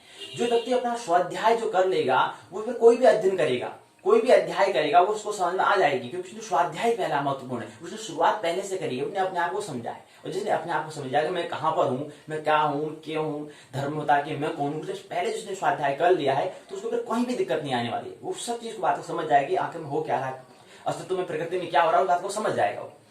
तो इसलिए क्या कहते हैं कि अध्यात्म मतलब जब हम कोई भी काम करेंगे, तो वहां पर सबसे बड़ा गवाह कौन होगा? हम खुद स्वयं होते हैं, अपने कर्म के हम स्वयं क्या होते हैं। इसलिए कहते हैं कि कोई भी दुख किसी के द्वारा न दुख दिया जा सकता है, न किसी के द्वारा सुख दिया जाता है। इसलिए सुख के कर्ता भी हम ही हैं, दुख के कर्ता भी हम ही हैं। ये हमें बात समझना चाहिए। तो इसलिए कोई कानून जो होते हैं, कानून जो नियम, कानून किसके लिए बनते हैं? जो कानून का उल्लंघन करते हैं उनके लिए ही कानून बनते हैं। ये ख्याल रहना चाहिए। जो कानून का उल्लंघन करते हैं उनके ही कानून बनते हैं। लेकिन जो व्यक्ति स्वाध्याय कर रहा है, उससे कानून से क्या मतलब? क्योंकि वो खुद अपने कर्मों का क्या कर रहा है, खुद अपने कर्मों का दृष्टा है। वो खुद अपने कर्मों को देखता है कि हाँ यार, खुद वो क्या करता है, खोज करता है, शोध करता है कि हाँ ये कर्म मैंने कहा था, यहाँ पर वो गलत था। मैं वो खुद उसका करता है, अन्वेषण खुद करता है। खुद वो क्या होता है, यहाँ पर जांच करता है। किसी कानून किसी के द्वारा कहा है ये गलत है, वो तब करेगा, तब नहीं। उसके अंदर खुद क्यों आती है, सत्य की पहले खोज कर रखी है, धर्म की यथा सत्य की उसने अनुभूति पहले ले चुका है, और सत्य की वो अभिव्यक्त कर चुका है। और सत्य के अभिव्यक्त करने में कुछ गलती हो रही है, तो उसके लिए साक्षी को कह सकता है कि हाँ यहाँ पर गलत था, वो कह सकता है। क्योंकि आत्मा कहीं प्रकृति के माध्यम से कर्म होते हैं, आत्मा के द्वारा केवल देखा जाता है। इसलिए वो कह सकता है यार मैं यहाँ पर मेरी प्रकृति के द्वारा कोई गलती हुई है, इसलिए यहाँ पर मैं गलत हूँ, कह सकता है। तो आध्यात्मिक अनुभूति अथा गवाह हम स्वयं होते हैं। किसी के द्वारा कहा कि तू गलत है, तब जाके नहीं होने वाला है। तो ये बात है। तो हमने बताया कि इसको साक्षी मतलब आत्मबोध, बोध या स्मरण। बोध मतलब होता है स्मरण, केवल हमें विस्मरण हुआ है, हमें स्मरण को सलाना है। कैसे स्मरण लाएं, वो स्मरण में कैसे आए, इसलिए हमें पाठशाला करनी होती है, हमें कुछ न कुछ जिक्र करना पड़ता है। कोई ना कोई यहाँ पे कृष्ण का वक्तव्य लेना पड़ेगा, बुद्ध का वक्तव्य लेना पड़ेगा। वो वक्तव्य मतलब वो एक माध्यम बन जाए, एक साधन बन जाए, ताकि मुझे क्या हो जाए, बोध हो जाए, स्मरण आ जाए, मुझे अपना स्वभाव पता चल जाए, मेरा स्वरूप मुझे पता चल जाए। इसलिए कोई माध्यम लेते हैं, गीता एक माध्यम बन जाए कि हाँ यार मेरे बोध को बढ़ाने के लिए। तो गीता को जो पढ़ते हैं, गीता को पढ़ इसलिए लेते हैं, इसलिए पढ़ते हैं कि ताकि हमें कुछ बोध आ जाए, अपना स्मरण आ जाए, ताकि मैं अर्जुन बन सकूं, इसलिए पढ़ते हैं। इसलिए नहीं कि कंठस्थ करने के लिए, स्मृति को मेमोरी को भरने के लिए, ऐसा नहीं। ऐसा कर रहा तो थोड़ा नासमझी होगी। लेकिन हमें कोई भी पुस्तक हो, एक कृष्ण की गीता वही नहीं, चाहे कोई भी पुस्तक लेते हैं, कोई भी शास्त्र को भी लेते हैं, तो हम अध्ययन इसलिए करते हैं, कोई भी पुस्तक का हम अध्ययन इसलिए करते हैं ताकि वहां से मेरा क्या हो जाए, स्वाध्याय, मेरा खुद का अध्ययन कर पाऊं, अपना मेरे को बोध हो जाए, स्मरण हो जाए। और जिस दिन स्मरण हो जाता है उस दिन किताब मतलब शिक्षा विदा हो जाती है। तो शिक्षा की कोई अनिवार्यता नहीं है, ये स्मरण रहना चाहिए। तो इसको उदाहरण के लिए हम कबीर से कहते हैं, कबीर ने ना स्कूल गए, ना कहीं विश्वविद्यालय में प्रवेश लिया, कहीं प्रवेश नहीं लिया, लेकिन फिर भी क्या है, मस्त है, आनंद है। गुरु गोबिंद दो खड़े, काको लागो पाय, बलिहारी गुरु आपने, गुरु गोबिंद दियो बताए। फिर तो परमात्मा ही बोल रहा होता है, इसलिए फिर शिक्षा की कोई अनिवार्यता फिर नहीं है, सर्टिफिकेट की आवश्यकता नहीं है, प्रमाण पत्र की आवश्यकता फिर नहीं होती है। इसलिए ये कवि का व्यक्तित्व से हम समझ सकते हैं। तो ये दूसरा चरण पूरा होता है। पहला चरण हमने बताया स्त्री का गृहस्थी आश्रम में कार्यक्रम क्या है, 7 चरण हमने समझने का प्रयास किया स्वाध्याय के भाग 1 के पहले चरण में। दूसरे चरण में हमने ये 3 बातें हमने समझी, विज्ञान, धर्म, कला, अध्यात्म, ये 4 बातों को हमने समझने का प्रयास किया। विज्ञान क्या है, सत्य की खोज है। धर्म क्या है, सत्य की अनुभूति है। कला है, सत्य की अभिव्यक्ति। अध्यात्म है, सत्य की गवाह होना, साक्षी होना, उसका क्या होना, प्रमाण होना, गवाह होना। ये हमने समझने का प्रयास किया। तो दूसरा बिंदु। तीसरा बिंदु आता है कि घड़ी की हम बात करते हैं। घड़ी या शादी में फेरे, मंदिर में परिक्रमा, ताले में सुई की गति, ताले के माध्यम से हम चाबी को खोलते हैं। घड़ी में सुई की गति, घड़ी में सुई की गति, शादी में जब हम मंडप होता है उसके जब फेरे लेते हैं उस समय, मंदिर में जब हम परिक्रमा करते हैं उस समय, ताले को जब हम चाबी के माध्यम से खोलते हैं उस समय, और स्थिति अंतरिक्ष में स्थित मौजूद पिंड पूर्व से पश्चिम दिशा के वो जो गति करते हैं, इस गति का हम क्या नाम देते हैं, कौन सी गति होती है, कौन सी गति होती है, प्रश्न पूछा था, उसका उत्तर हमें देना पड़ेगा। तो ये तीसरे चरण में इसको हम समझने का प्रयास कर रहे हैं, पाठशाला भाग 1 की पाठ्यचर्या। तो इसमें क्या है, पहला दक्षिणावर्त है, वामावर्त है, या दोनों है, या इनमें से कोई भी नहीं। दक्षिणावर्त होता है क्लॉकवाइज है, वामावर्त है एंटी क्लॉकवाइज है, और दोनों मतलब दोनों में क्लॉकवाइज एंटी क्लॉकवाइज दोनों, या कोई भी नहीं। ये 4 इसमें क्या है विकल्प दिए हुए। तो कौन सा होगा, तो जब घड़ी में जो सुई गति करती है, जब सुई गति कर रही है, वो गति कौन सी होती है, दक्षिणावर्त होती है। और शादी में जो हम फेरे ले रहे होते हैं उसमें जो मंडप में जो बना हुआ होता है, वो गति कहां से होती है, वो हमारे दाएं हाथ से होते हुए जाती है, इसलिए क्या है वो दक्षिणावर्त है। और उसके बाद फिर क्या होता है, मंदिर में जो परिक्रमा करते हैं वो दाएं हाथ से होते हुए करते हैं, कभी बाएं हाथ से नहीं करते हैं, इसलिए क्या है वो भी क्या है दक्षिणावर्त है। ताले को जब चाबी के माध्यम से खोलते हैं तो खोलो, उसको देखो। हम कह रहे हैं, हम सिद्धांत कह रहे हैं, तभी मानने की आवश्यकता नहीं है, खुद ताला लो खोलो, तो कैसे खुलता है, उसको देखो कि कौन सी गति हो रही है। तो मतलब कौन सा हम कार्य कर रहे हैं, कितने उसमें होश पूरा कर रहे हैं, ये महत्वपूर्ण होता है। तो जो ताले खोलते देखो वो चाबी किस ओर घूम रही है, और उस जो घूम रही है उस गति का हम कौन सी गति कहेंगे, कौन सा वर्त कहेंगे उसको, कौन सा वर्त को घूम रही है, वो सही मतलब दाएं हाथ में घूम रही है, बाएं हाथ में घूम रही है, इसको जानना है। तो चाबी जब ताले को खोलते हैं तो खोलने में देखते हैं तो वो क्या क्या होती है, हमेशा दक्षिणावर्त घूमती है। ये देखें तो ये क्या है, घड़ी में सुई की गति हमने कहा, शादी की जब मंडप बना होता है उसमें जो फेरे लेते हैं उसमें कौन सी गति होती है, मंदिर में जो परिक्रमा करते हैं उसमें कौन सी गति होती है, ताले की जब ताले में चाबी के माध्यम से ताले को हम जब खोलते हैं उसमें कौन सी गति होती है, अंतरिक्ष में जो हमारे पिंड मौजूद हैं उनकी जो पूर्व से पश्चिम दिशा की गति होती है, कौन सी गति होती है। जब उसको हम शोध करेंगे, खोज करेंगे, हम कह रहे हैं यही नहीं हो सकता, हम गलत भी हो सकते हैं, मानने की कोई आवश्यकता नहीं है, खुद खोज करो। हम कह सकते हैं, हम कहेंगे वामावर्त है, मतलब ठीक उसके विपरीत अथा एंटी क्लॉकवाइज है। हम ये भी कह सकते हैं, दक्षिणावर्त है, क्लॉकवाइज हम कह सकते हैं। हम तो कंफ्यूज करने का हमारा काम है, कैसे असमंजस में डालो, ये हमारी ड्यूटी है। तो असमंजस में डाल सकते हैं, दक्षिणावर्त भी कह सकते हैं, वामावर्त भी कह सकते हैं, खोज आपको करना है। तो इसलिए हम कहेंगे कि हम कह रहे हैं कि दक्षिणावर्त है, क्लॉकवाइज है। हम कह रहे हैं ऐसा नहीं, खुद खोजेंगे, खुद देखेंगे तो पता चलेगा कि वो तो वामावर्त था, या हो सकता है दक्षिणावर्त है। तो हम तो कह रहे हैं कि दक्षिणावर्त है। अभी हम सही कह रहे हैं गलत कह रहे हैं, ये आपको खोज करना है। तो दक्षिणावर्त होती है एंटी वाइज होकर के क्लॉकवाइज होती है, वामावर्त होकर करके क्या होती है, दक्षिणावर्त होती है। दक्षिणावर्त मतलब क्या होता है, दाहिने हाथ से जो परिक्रमा हम कर रहे हैं। तो आप परिक्रमा कर रहे हैं, देखें, कल्पना करें हम कि कौन सी दक्षिणावर्त होती है, कौन सी वामावर्त होती है। गति 2 तरह से हो सकती है, वो भी वर्तुल में हम बात कर रहे हैं। गति तो वैसे रेखी भी होगी और गति क्या होगी, टेढ़े मेढ़े भी होगी। लेकिन टेढ़े मेढ़े जो हम वृत्त में बता रहे हैं, सर्कल में बता रहे हैं, वहां पर भी 2 तरह से हो सकती है। एक हो सकती है बाएं हाथ से भी हो सकती है, बाएं हाथ से शुरू करेंगे, बाएं हाथ से होते हुए चलेगा, और एक गति दाएं हाथ से होकर शुरू होगी। जो दाएं हाथ की तरह से होगी उसे हम दक्षिणावर्त कहते हैं, क्लॉकवाइज कहते हैं। जो बाएं हाथ से मतलब बाएं हाथ से होते चलेगी उसको हम कहेंगे वामावर्त, उसको हम कहेंगे। तो याद रहे, घड़ी, शादी में फेरे, मंदिर में परिक्रमा, ताले चाबी के माध्यम ताले को हम खोल रहे हैं उसके, और अंतरिक्ष में जो पिंड है जो पूर्व से पश्चिम दिशा में गति कर रहे हैं वो हमेशा क्या करते हैं, दक्षिणावर्त करते हैं, क्लॉकवाइज करते हैं। ये प्रश्न पूछा गया था, इसलिए यहाँ पर प्रश्न का उत्तर देना अनिवार्य हो जाता है। पाठशाला के पाठचर्या के अंतर्गत चरणों में हमें समझना अनिवार्य हो जाता है। तो पहला चरण, दूसरा चरण, तीसरा चरण पूर्ण होता है। अब आइए पाठचर्या के चतुर्थ चरण में आइए प्रवेश करें। भाग 1 का पाठचर्या करिकुलम प्रश्न उत्तर चर्चा के अंतर्गत हम चौथे चरण में आइए प्रवेश करते हैं। चौथा चरण है NTA, national testing agency, national eligibility test, eligibility मतलब योग्य टेस्ट, और यूजीसी होता है यूनिवर्सिटी ग्रांट कमीशन। राष्ट्रीय जांच संस्था, राष्ट्रीय योग्य जांच और विश्वविद्यालय अनुदान आयोग, ये 2024 की जो तैयारी है उस पर हम बात करते हैं। आइए चतुर्थ चरण में आज की पाठशाला के भाग 1 के चतुर्थ चरण में आइए प्रवेश करें। तो पुस्तक का नाम दिया था शिक्षण एवं शोध अभियोग्यता। शिक्षण क्या होता है, शिक्षण हम किसे कहते हैं, टीचिंग किसे कहते हैं, ये तो हमने समझ लिया है। आज हम शोध को समझने का प्रयास करेंगे, रिसर्च को समझने का हम प्रयास करेंगे।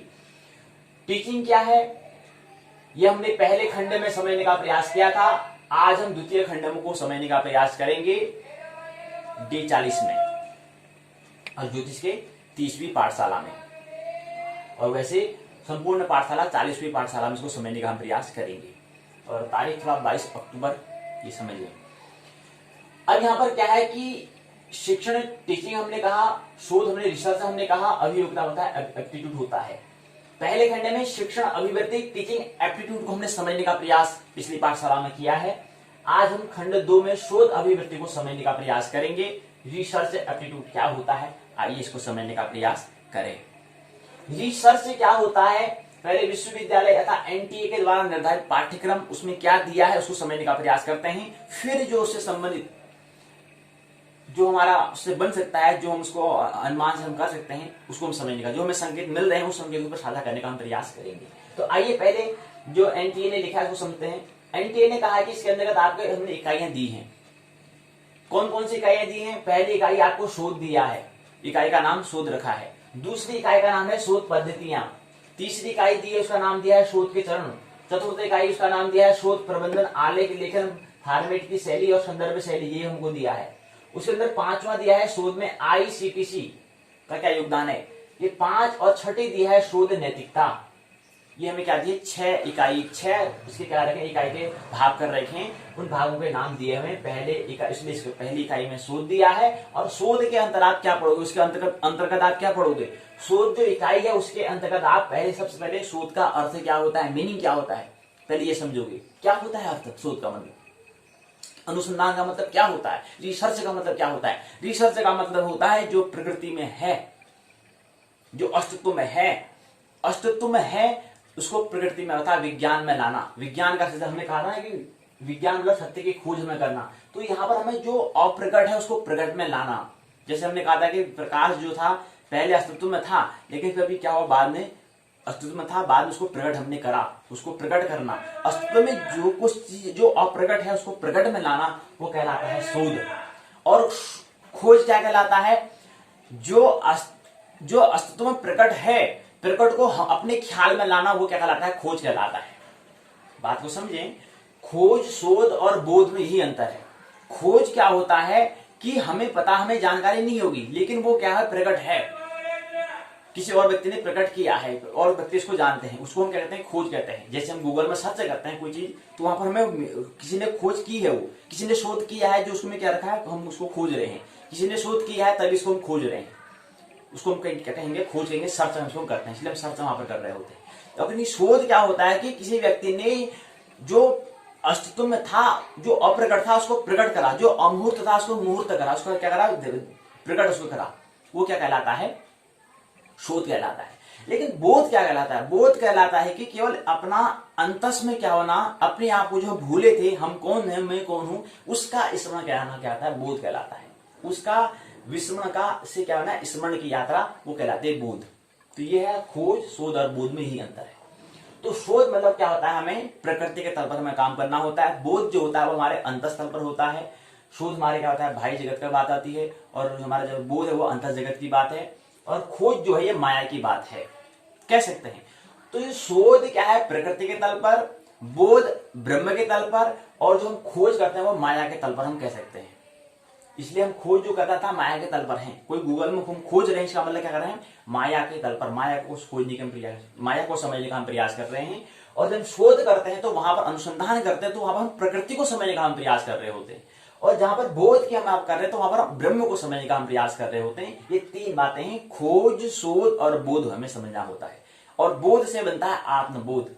आत्मबोध हम कहते हैं शब्द, इसलिए आत्मबोध मतलब अपना बोध होना, फिर ये हमें समझना है। तो शोध का अर्थ क्या होता है, उसके बाद एनटीए कहता है कि पहले अर्थ क्या होता है, पहले ये समझो। उसका इसका प्रकार क्या होता है, शोध के अलग अलग प्रकार हो सकते हैं, हमने बताया ना प्रकार हो सकते हैं। प्रकार क्या है, कोई खोज कर रहा होगा, कोई शोध कर रहा होगा, कोई बोध कर रहा होगा। बोध भी तो शोध ही है।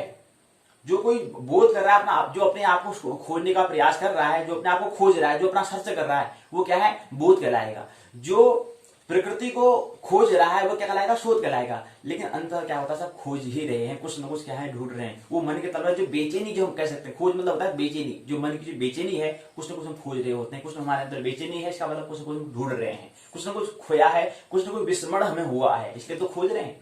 जब कोई स्मरण होता है तो कुछ चीज को नहीं खोजते हैं, ये चीज हमें ख्याल दें। तो इसका अर्थ प्रकार से होंगे, निश्चित रूप इसके प्रकार होंगे। उसके बाद है विशेषताएं। अब जो एनटीए ने बनाया, जो पुस्तक में दिया है, उससे कोई तालमेल खाए नहीं खाए, उससे कोई मतलब नहीं है। हम केवल उसमें जो पाठ्यक्रम जो दिया है उस पर हम बात कर रहे हैं, उससे संबंधित जो हमें संकेत मिल रहे हैं उसको हम समझने का प्रयास कर रहे हैं। अब हो सकता है प्रकार दिया हो, प्रकारों ने अपने हिसाब के, अपने तल के हिसाब से दिया होगा, प्रकार दिए होंगे, लेकिन हमारे तल पर प्रकार यही हो सकते हैं, एक बोध हो सकता है, एक शोध हो सकता है।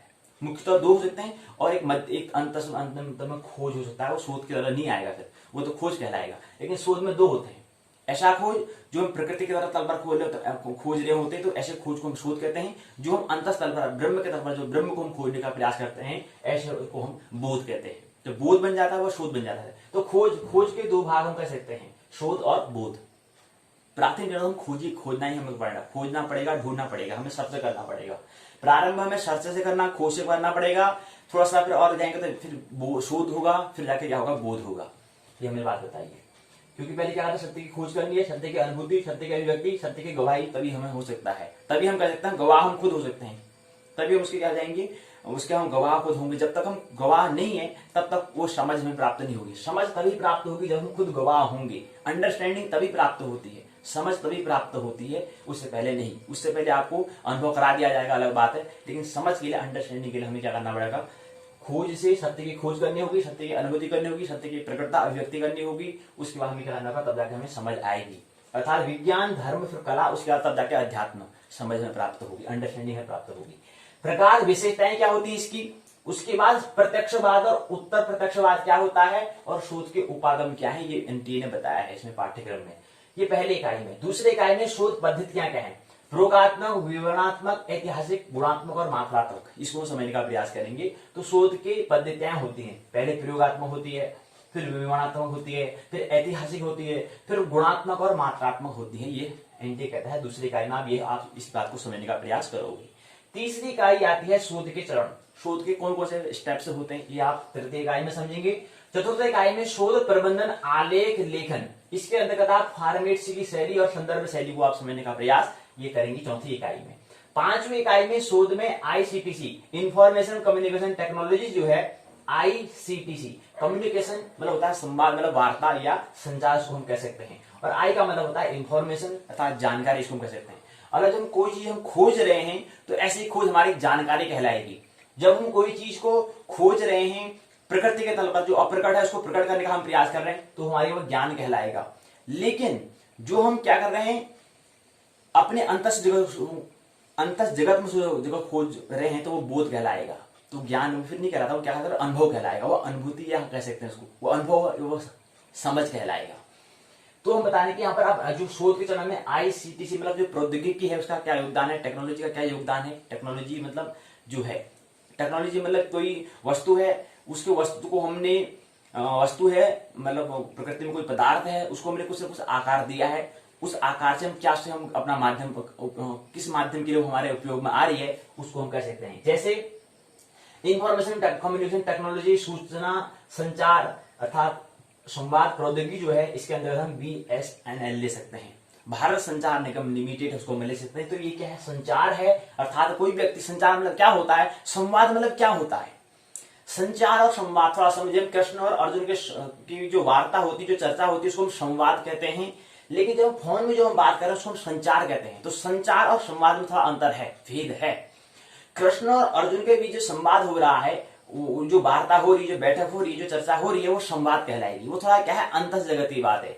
लेकिन जब हम आमतौर पर जब हम कोई बात कर रहे होते हैं एक फोन के माध्यम से, एक साधन के माध्यम से दूसरे साधन जो है वहां पर जब हम कॉल लगाते हैं, उस सूचना देते हैं, उसके माध्यम से संचार कर रहे होते हैं अपनी बात के आदान। संचार में क्या कहलाता है, संचार उसे कहते हैं जहां पर सूचनाओं का हम आदान प्रदान करते हैं, वो संचार कहलाती है, वो कहलाती है कम्युनिकेशन कहलाता है, वो संचार कहलाएगा।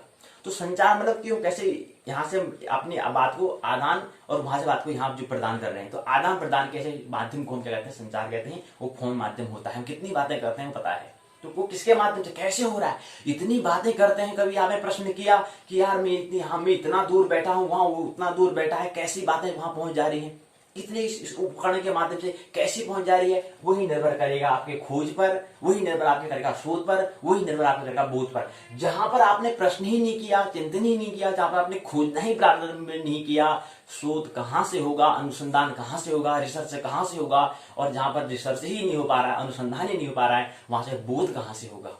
ये तो बहुत महत्वपूर्ण बात है। वो बोध कहां, बोध तो और भी क्या है वहां पर, और भी बिगड़ जंगलों में जाने जैसा है वहां पर, और भी बहुत श्रम की आवश्यकता है।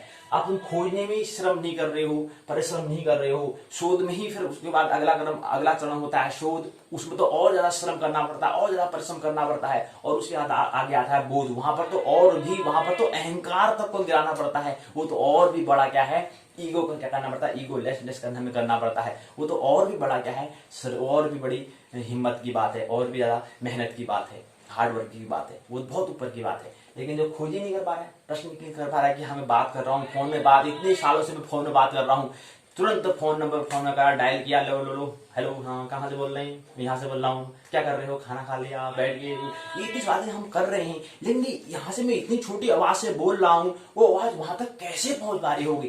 क्योंकि हम BSNL, मैंने यहाँ पर जिक्र करना अनिवार्य हो जाता है। ये BSNL भारत संचार निगम लिमिटेड जो है, क्योंकि हमारे यहाँ पर शोध की हम बात कर रहे हैं, तो शोध बात करेंगे तो वहां पर बात तो करनी ही पड़ेगी जहां पर हम हैं। तो फोन तो हमारे पास होता है, BSNL सिम वाला अगर नहीं भी हो, हमारे पास आइडिया या एयरटेल या अन्य जो भी है, जियो तो है ही, तो जो भी है। लेकिन बात कैसे हो पाती है यहाँ से, जहाँ एक स्थान से दूसरे स्थान से सूचना आदान प्रदान को हम संचार तो कह रहे हैं, लेकिन कैसे होता है, वही आगे क्रम फिर शोध कहलाता है। और जो व्यक्ति विज्ञान को समझना प्रारंभ कर लिया है, वो व्यक्ति क्या करना, शोध कर लेगा। अब थोड़ा स्तर की बात होती है, जो खोज में ही रहते हैं, शोध में ही रहते हैं, या बोध में ही रहते हैं, कहां तक हम रहेंगे, कहां पर हम रहेंगे, ये सब ज्योतिष कहता है। ज्योतिष मतलब कहता है कि ये सब व्यक्ति की क्या है, उसके प्रारब्ध पर, उसके प्रवृत्ति पर, उसके रुचि पर, उसके संस्कार पर निर्भर करता है। वो व्यक्ति के अंदर बीज से ही हम बता सकते हैं, जिस दिन वो जन्म लेगा उसी दिन हम बता देंगे कि व्यक्ति आगे जीवन में क्या क्या करेगा, इसमें कौन कौन से फल आएंगे, कितने फल आएंगे, ये सब पहले ज्योतिष बता देता है। तो इसलिए ज्योतिष के पाठशाला के अंदर शोध, ये बात तो समझना महत्वपूर्ण है। प्रारंभ यहाँ से करें, हमारे पास जो भी फोन है, प्रश्न करें, हाँ यार बात तो कर रहे हैं, मैं इतनी छोटी आवाज से बात कर रहा हूँ, इतनी दूर आवाज कैसे पहुंच जा रही है, किसके माध्यम से इतनी दूर आवाज पहुंच जा रही है, ये क्या है, इसको समझने का प्रयास करें। तो ये प्रयास जब करेंगे या प्रश्न करेंगे, तब जाके आगे धीरे धीरे आप समझेंगे। तो तब जाके आगे एक दिन अंतिम क्षण आएगा भक्ति का, जहां पर कहेंगे कि अरे बुद्धि तो कुछ काम कर ही नहीं रही है, हृदय भी कुछ ज्यादा काम नहीं कर रहा है, तो वहां पर नाभि स्थित हमें होना पड़ेगा। वहां पर भक्ति क्या है, नाभि के स्तर पर की अनुभव की बात है। हम एक विचार मस्तिष्क से करते हैं, उसका विचार को और नीचे लाना पड़ता है हमें हृदय पर, और हृदय पर इसके बाद सीधे नीचे हमें नाभि तक जाना पड़ता है। तब जाके हमें क्या होता है, उस पर हमें अनुभूति होती, तब जाके वहां पर हमें समर्पण होता है हमसे।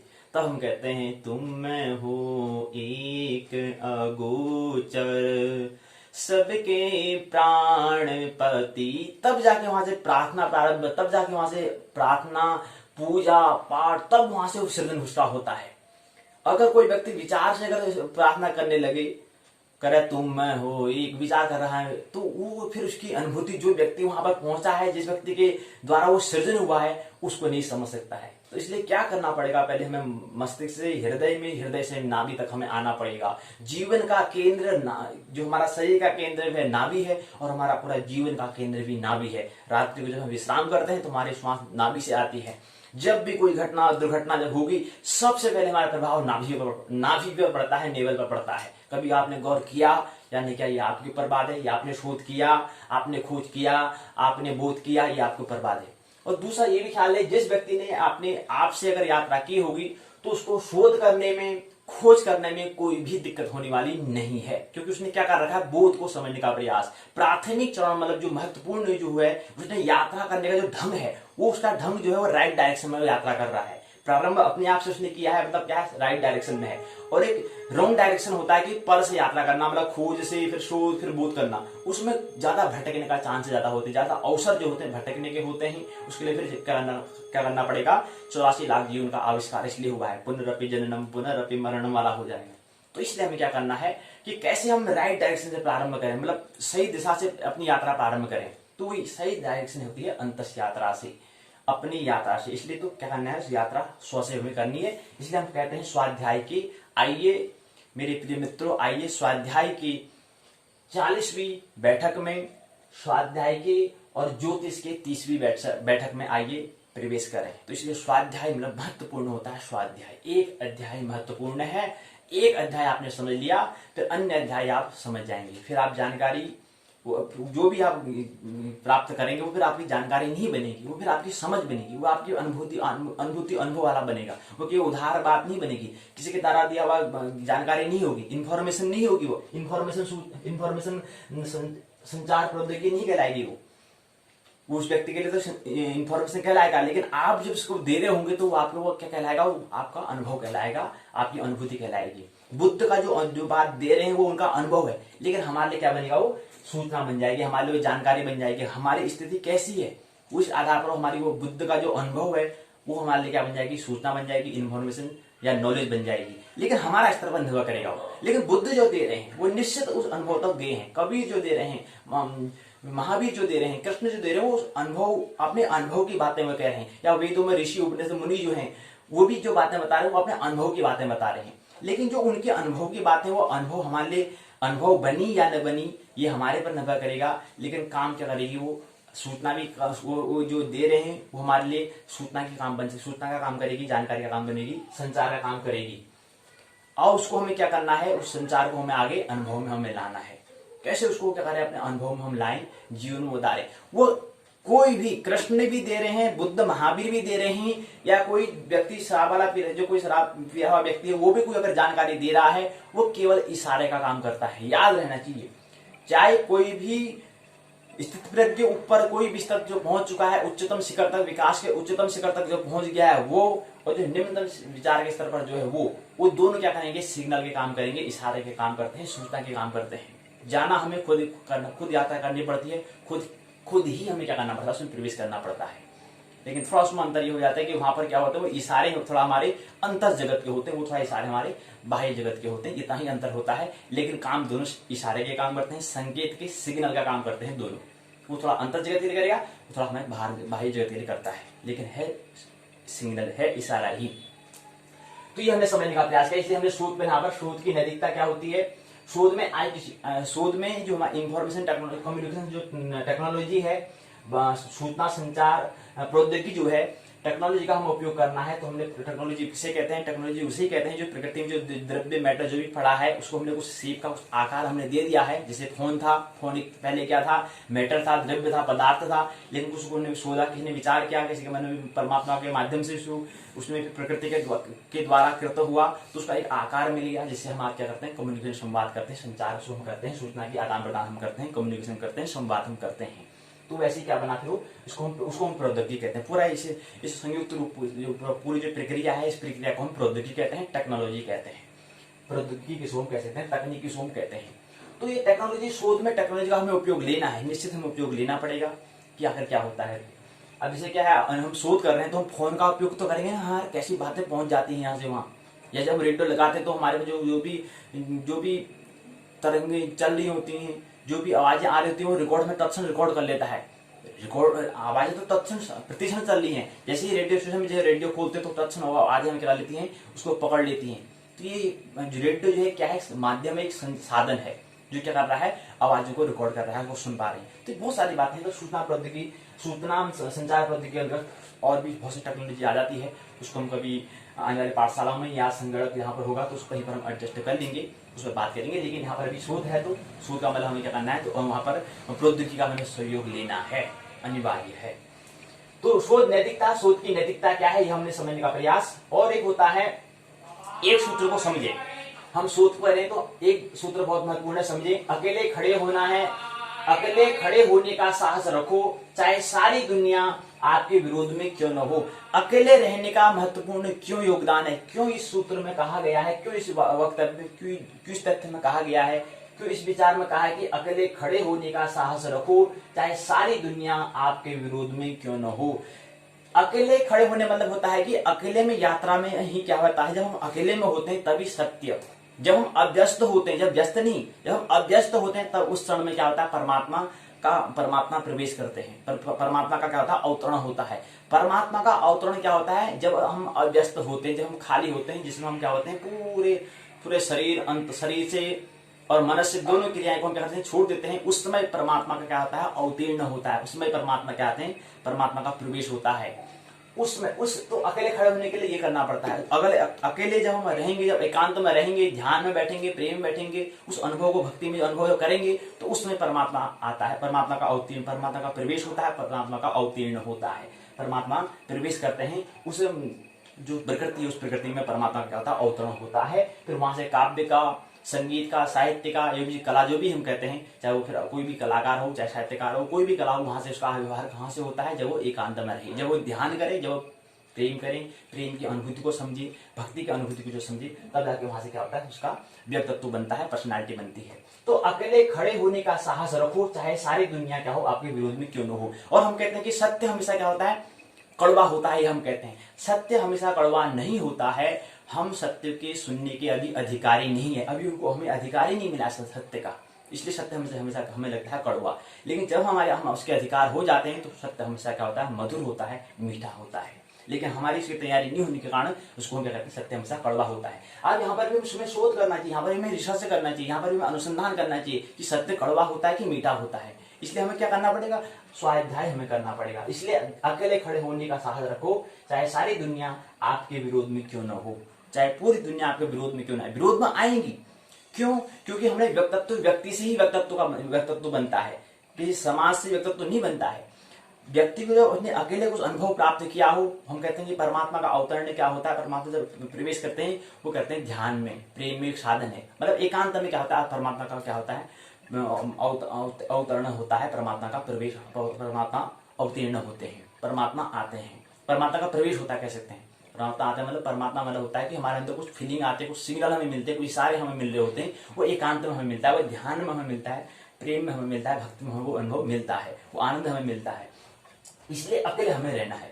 और अकेले जो व्यक्ति रहेगा उसके आचरण में थोड़ा परिवर्तन होगा तो समाज के विपरीत होगा, क्योंकि समाज की क्या है, अभी समाज की अभी तैयारी नहीं है। समाज में पूरा समूह जो हम कह रहे हैं, व्यक्तियों के समूह को हम समाज कह रहे हैं, उसकी अभी तैयारी नहीं है। लेकिन एक व्यक्ति ने तैयारी कर ली है। इसका जिक्र आप कर सकते हैं कि बुद्ध जो थे, बुद्ध जब घर को छोड़ गए थे, जब उनको बोध हुआ, बोध होने का जब घर आए तो घर में पिताजी ने कहा, मैंने तुझे पहले कहा था नहीं जा, तो फिर वापस आ गया। तो मतलब उस समय बुद्ध कहते हैं कि मैं पहले वाला बुद्ध नहीं हूं, मैं आप क्या बन गया हूं, मैं सिद्धार्थ गौतम नहीं हूं, मैं गौतम बुद्ध हूं उन्होंने कहा। तो उनका पहले और आपके आचरण में परिवर्तन है, लेकिन पिताजी का क्या है, उनका आचरण अभी उसी तरह में देख रहे हैं।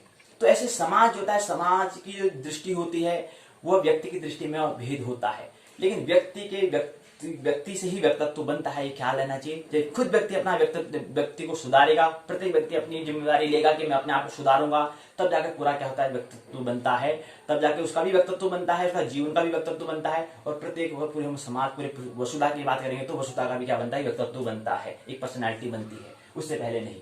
तो अकेले खड़े रहने का साहस हमें करना पड़ेगा। दुनिया चाहे कि हमारे ठीक विपरीत क्यों हो, विपरीत होगी। दुनिया का ठीक विपरीत होना कहने का मतलब है प्रकृति के तमोगुण का प्रधान होना।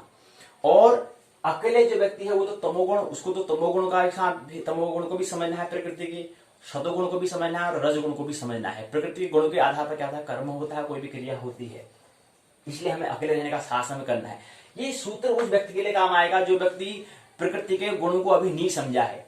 उसको इसको जब समझेगा, जब इसको बात इसको स्मरण आ जाएगा तो फिर वो प्रकृति के सभी गुणों से क्या करेगा, वो समझेगा, वो उसको ये ख्याल आ जाएगा कि कोई भी क्रिया जो होती है प्रकृति के गुणों के आधार पर होती है, इसलिए फिर ये सूत्र उसके लिए काम आ जाएगा।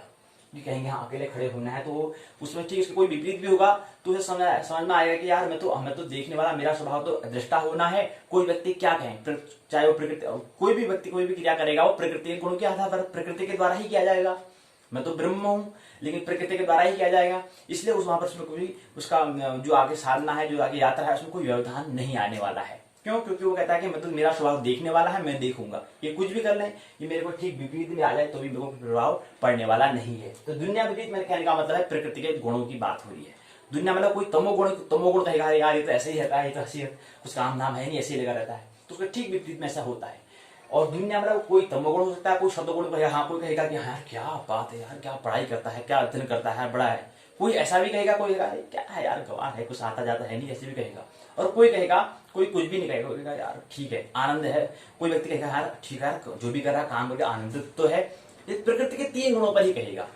तो इसलिए कह रहे हैं कि प्रकृति के 3 गुणों को समझने के लिए सूत्र काम आने वाला है। अकेले खड़े होने का साहस रखना है, अकेले में क्या होता है परमात्मा का अवतरण होता है, इसलिए अकेले रहने की यहाँ पर जिक्र किया गया है। एलोन हमें रहना है, अकेला हमें रहना है। और दूसरा ये भी ख्याल है अकेले आए हैं अकेले जाना भी है, क्योंकि यात्रा हमें कोई साथ में नहीं होगा, अकेले यात्रा हमें करनी होती है। मतलब कोई व्यक्ति पहले इससे पहले कोई व्यक्ति था, उससे संसार में कोई परिवर्तन नहीं हुआ है, या उसके मतलब कोई व्यक्ति कहता है कि मेरे जाने बाद तो संसार चलेगा ही नहीं। अगर कोई ऐसे कोई भूल में है तो उसकी नासमझी का उदाहरण है। प्रकृति में किसी के जाने से, किसी के आने से कोई ज्यादा परिवर्तन नहीं होता है, कोई उससे ज्यादा उसका प्रकृति में, कोई संसार में, कोई दुनिया में कोई ज्यादा परिवर्तन नहीं होता है। उसकी प्रकृति के गुणों के आधार पर जो चल रहा था वो चल ही रहा होता है, पहले भी चल रहा है, अब भी चलता रहेगा, तो वो तो चलता रहेगा। लेकिन कोई कहता है, किसका मन कहता है, जिसकी मन की चिकित्सा नहीं हुई है, वो कहता है कि यार मैं चले जाऊंगा तो फिर क्या होगा, फिर क्या होगा। ऐसी थोड़ा मनोचिकित्सा जो गृहस्थ में कहते हैं यार मेरा तो बेटा है, मेरा वो कहते हैं अगर मैं चले जाऊंगा फिर मेरा बेटे का क्या होगा। कोई माता पिता कहते हैं यार मैं तो चले जाऊंगा फिर मेरे बेटे का क्या होगा। तो उसकी भी मन की अभी चिकित्सा नहीं हुई है, मन का उसका उपचार अभी नहीं हुआ है, तभी वो कह रहा है, क्योंकि मेरे जाने से उसको क्या होगा, और ही मस्त से रहेगा, मस्त से ही रहेगा, पहले भी मस्त से ही था, अब भी मस्त से ही है, तो किसके आने जाने से कुछ प्रभाव पड़ने वाला नहीं है। तो इसलिए क्या है, ऐसा अपना मन की चिकित्सा करनी है, ये हमें समझना है। तो हमने बता दिया। दूसरे हमने कहा था कि सनराइज की हमने बात की थी, सनसेट की हमने बात की थी। सूर्योदय क्या होता है 6:18 में हुआ था, और सूर्यास्त जो है 17:34 में सूर्योदय हुआ था। तो सूर्य उदय जो है 6:18 में, सूर्य अस्त जो है 17:34 में। यहाँ पर सूर्य उदय और दिन किसे कहते हैं, सूर्य उदय होने के बाद से समय और सूर्यास्त के बाद के ठीक मध्य जो समय अवधि होती है उसको हम कहते हैं दिन कहते हैं। सूर्यास्त के बाद अगले सूर्योदय होने के जो बीच का जो मध्य समय है उसको हम रात कहते हैं। दिन रात से क्या बनता है, वार बनता है, दिवस बनता है, या अहोरात्र बनता है। तो यहाँ पर देख रहे हैं कि सनराइज 6:18 में हो रहा है, सनसेट जो हो रहा है वो 17:34 में हो रहा है, 5:34 में हो रहा है।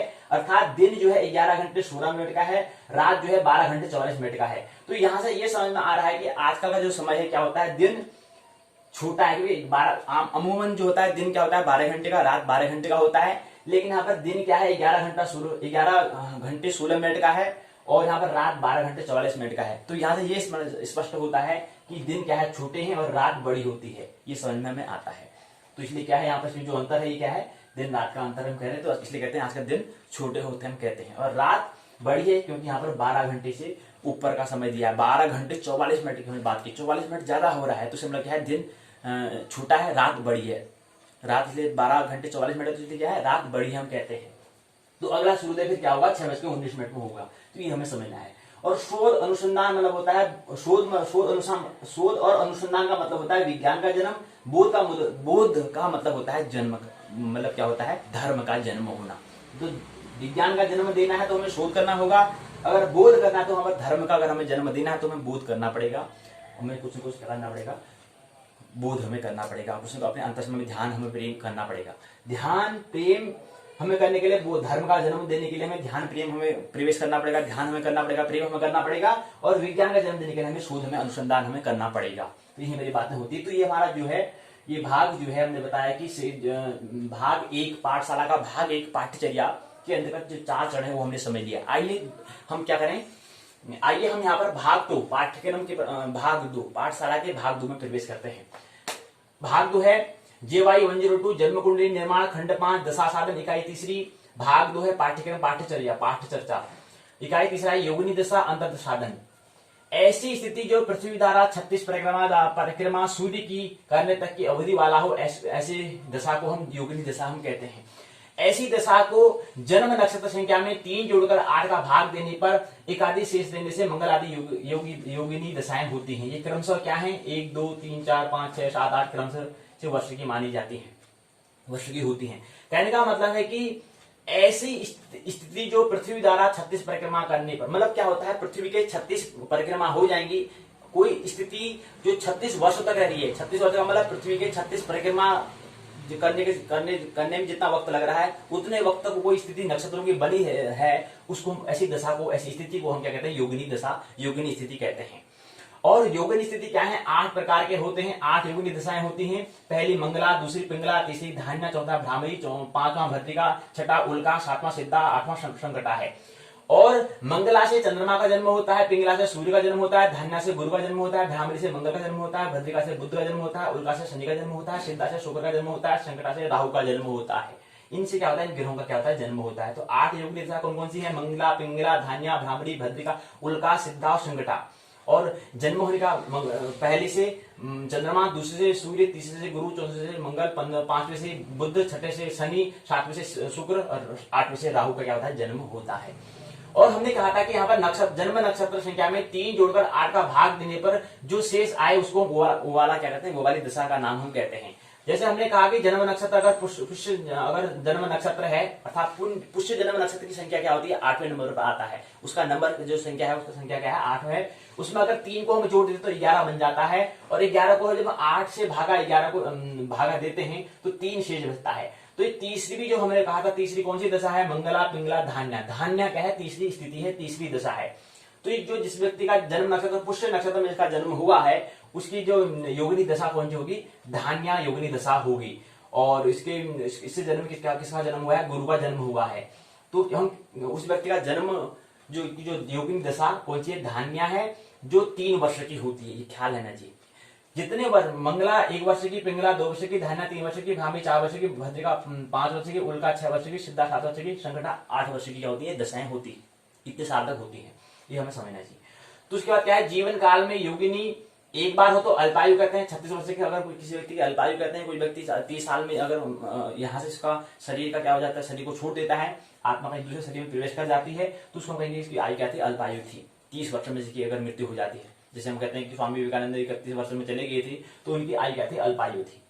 और ये ख्याल है कि दीर्घायु होने से अच्छा एक क्षण में जो हमारा अनुभव, स्वामी विवेकानंद ने बहुत ज्यादा नहीं जिए, लेकिन उनके अंदर जो व्यक्तित्व था, उनने उतने कम समय में, अल्प समय में अपना व्यक्तित्व मार दिया था। उनने कुछ अनुभव जो किया था वो अपना पूरा कर्तव्य को पूर्ण करके गए थे।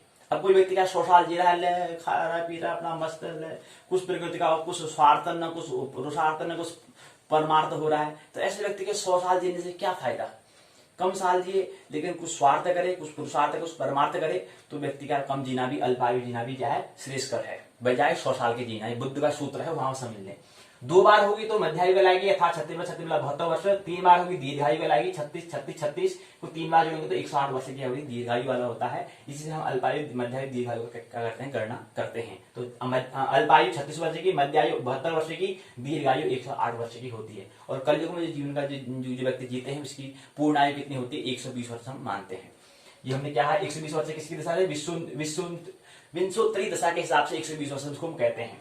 अष्टोत्तरी हमने दशा कहा था कि 3 दशाएं मुख्य होती है। पहली विंशोत्तरी दशा 120 वर्ष की होती है, अष्टोत्तरी दशा 108 वर्ष की होती है, योगिनी दशा 36 वर्ष की होती है। ये 3 दशा को हम समझने का प्रयास यहाँ पर किया।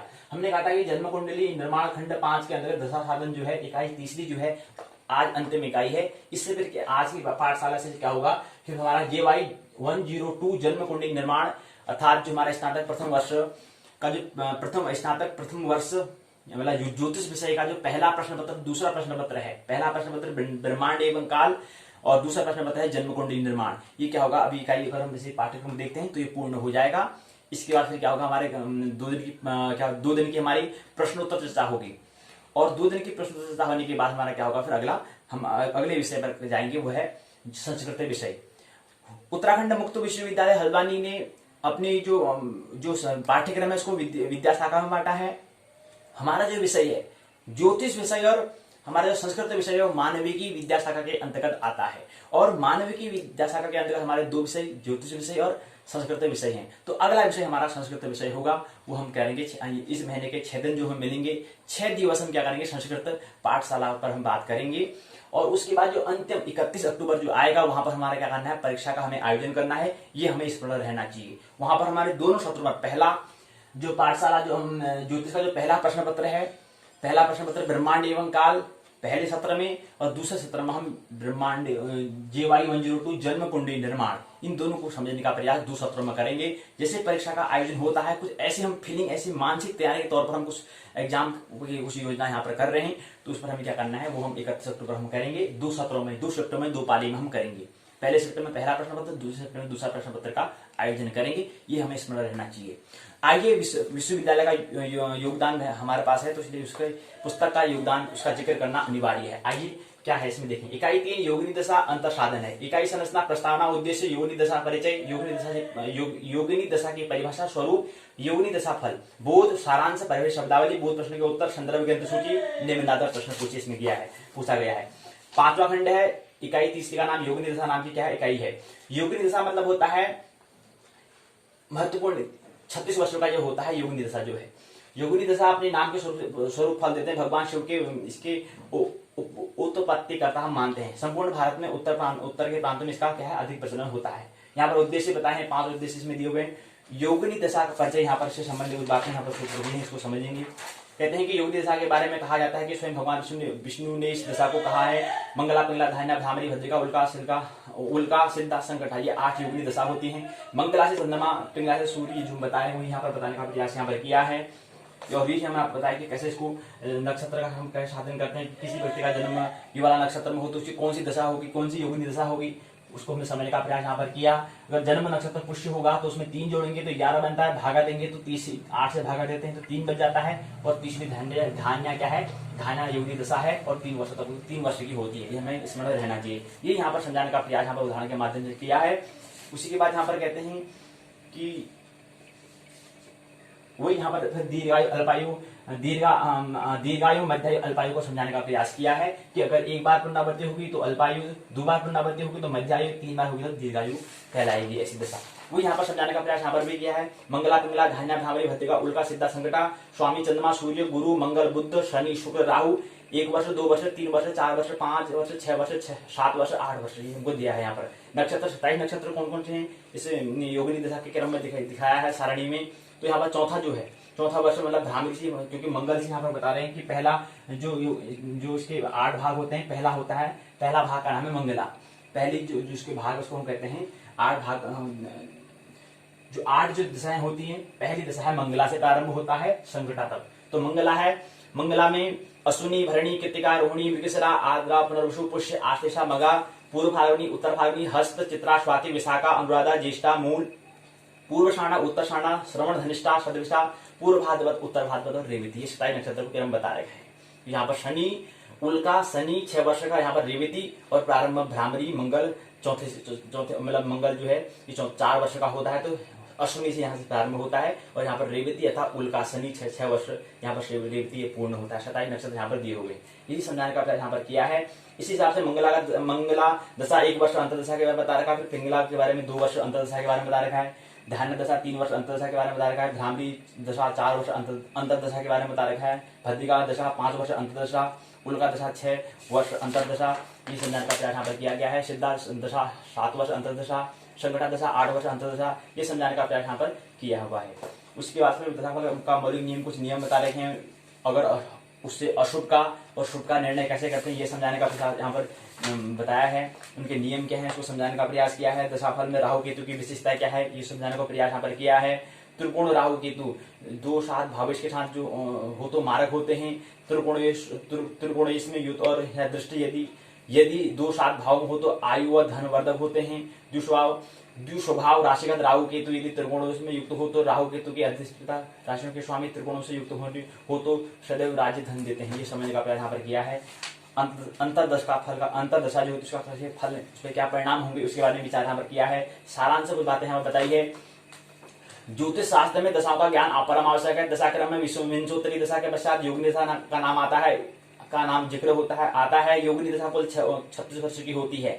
ये दशाएं स्वनामानुसार अपना फल देते हैं। वस्तुतः प्रचलन के दृष्टिकोण से सर्वाधिक जो दशा है वो विंशोत्तरी दशा, उसके बाद अष्टोत्तरी दशा का क्या विचार किया जाता है। परंतु भारतवर्ष में कई प्रांतों में योगिनी दशा भी क्या है प्रचलित है। तीसरे नंबर पर आती है योगिनी दशा। सर्वाधिक दशाओं का उल्लेख बृहत होरा शास्त्र में आचार्य जो हमारे मित्र हैं पराशर जी ने करा है। इकाई का अध्ययन के पश्चात आप योगिनी दशा के बारे में यह जो पाठ है इसको आप समझेंगे तो यहाँ पर आपको आपकी कुछ बातें समझ में स्पष्ट में आएंगे, कुछ इशारा आपको मिलेगा योगिनी दशा से संबंधित। शब्दावली दिए रखी है, बताया कि विंशोत्तरी 120 वर्ष की, अष्टोत्तरी 108 वर्ष की, योगिनी 36 वर्ष की होती है। परस्पर बताया एक दूसरे का। यहाँ पर बोध के प्रश्न के उत्तर यहाँ पर दिए हुए हैं। संदर्भ ग्रंथ सूची यहाँ पर दी है। निबंधात्मक प्रश्न पूछे गए हैं। योगिनी दशा का उल्लेख करते हुए उनके फलादेश कर्तव्य आदि का विस्तार करो, वर्णन करो। ज्योतिष उक्ति योगिनी दशा का महत्व क्या है, इस पर सर्वाधिक प्रचलन कहाँ पर हुआ, इसको समझाने का प्रयास दूसरे प्रश्न में के उत्तर में आप करें। ये समझाने का प्रयास यहाँ पर किया है। इसके बाद कुछ यहाँ पर सूत्र होंगे, इनको हम आने वाली 2 चर्चाएं जो होंगी जो पाठशाला है कि जो प्रश्नोत्तर पाठ्यक्रम की जो है पाठशाला का जो दूसरा भाग पाठ्यक्रम जो है सिलेबस जो है उसके अंदर पाठ्य चर्चा तो पूर्ण हो चुकी है। यहाँ पर पाठ्यक्रम यहाँ प्रश्नोत्तर चर्चा होगी। इससे संबंधित कुछ जीवन जैसे जो भी अनुभव होंगे उसको समझने का प्रयास हम कल की बैठक और परसों बैठक में करेंगे। उसके बाद अगले दिन से क्या करेंगे, संस्कृत विषय पर हम यहाँ पर बात करेंगे। और 31 अक्टूबर को परीक्षा का आयोजन 2 सत्रों में 2 पाली में। मानने की आवश्यकता नहीं, जानने की आनंद महोत्सवपूर्वक जीवन जीने की आवश्यकता है। मेरी बातों को प्रेम पूर्वक शांतिपूर्वक सुना, बहुत बहुत अनुग्रहित हूँ। अंत में सबके भीतर बैठे हुए परमात्मा को प्रणाम करता हूँ। मेरा प्रणाम स्वीकार करें।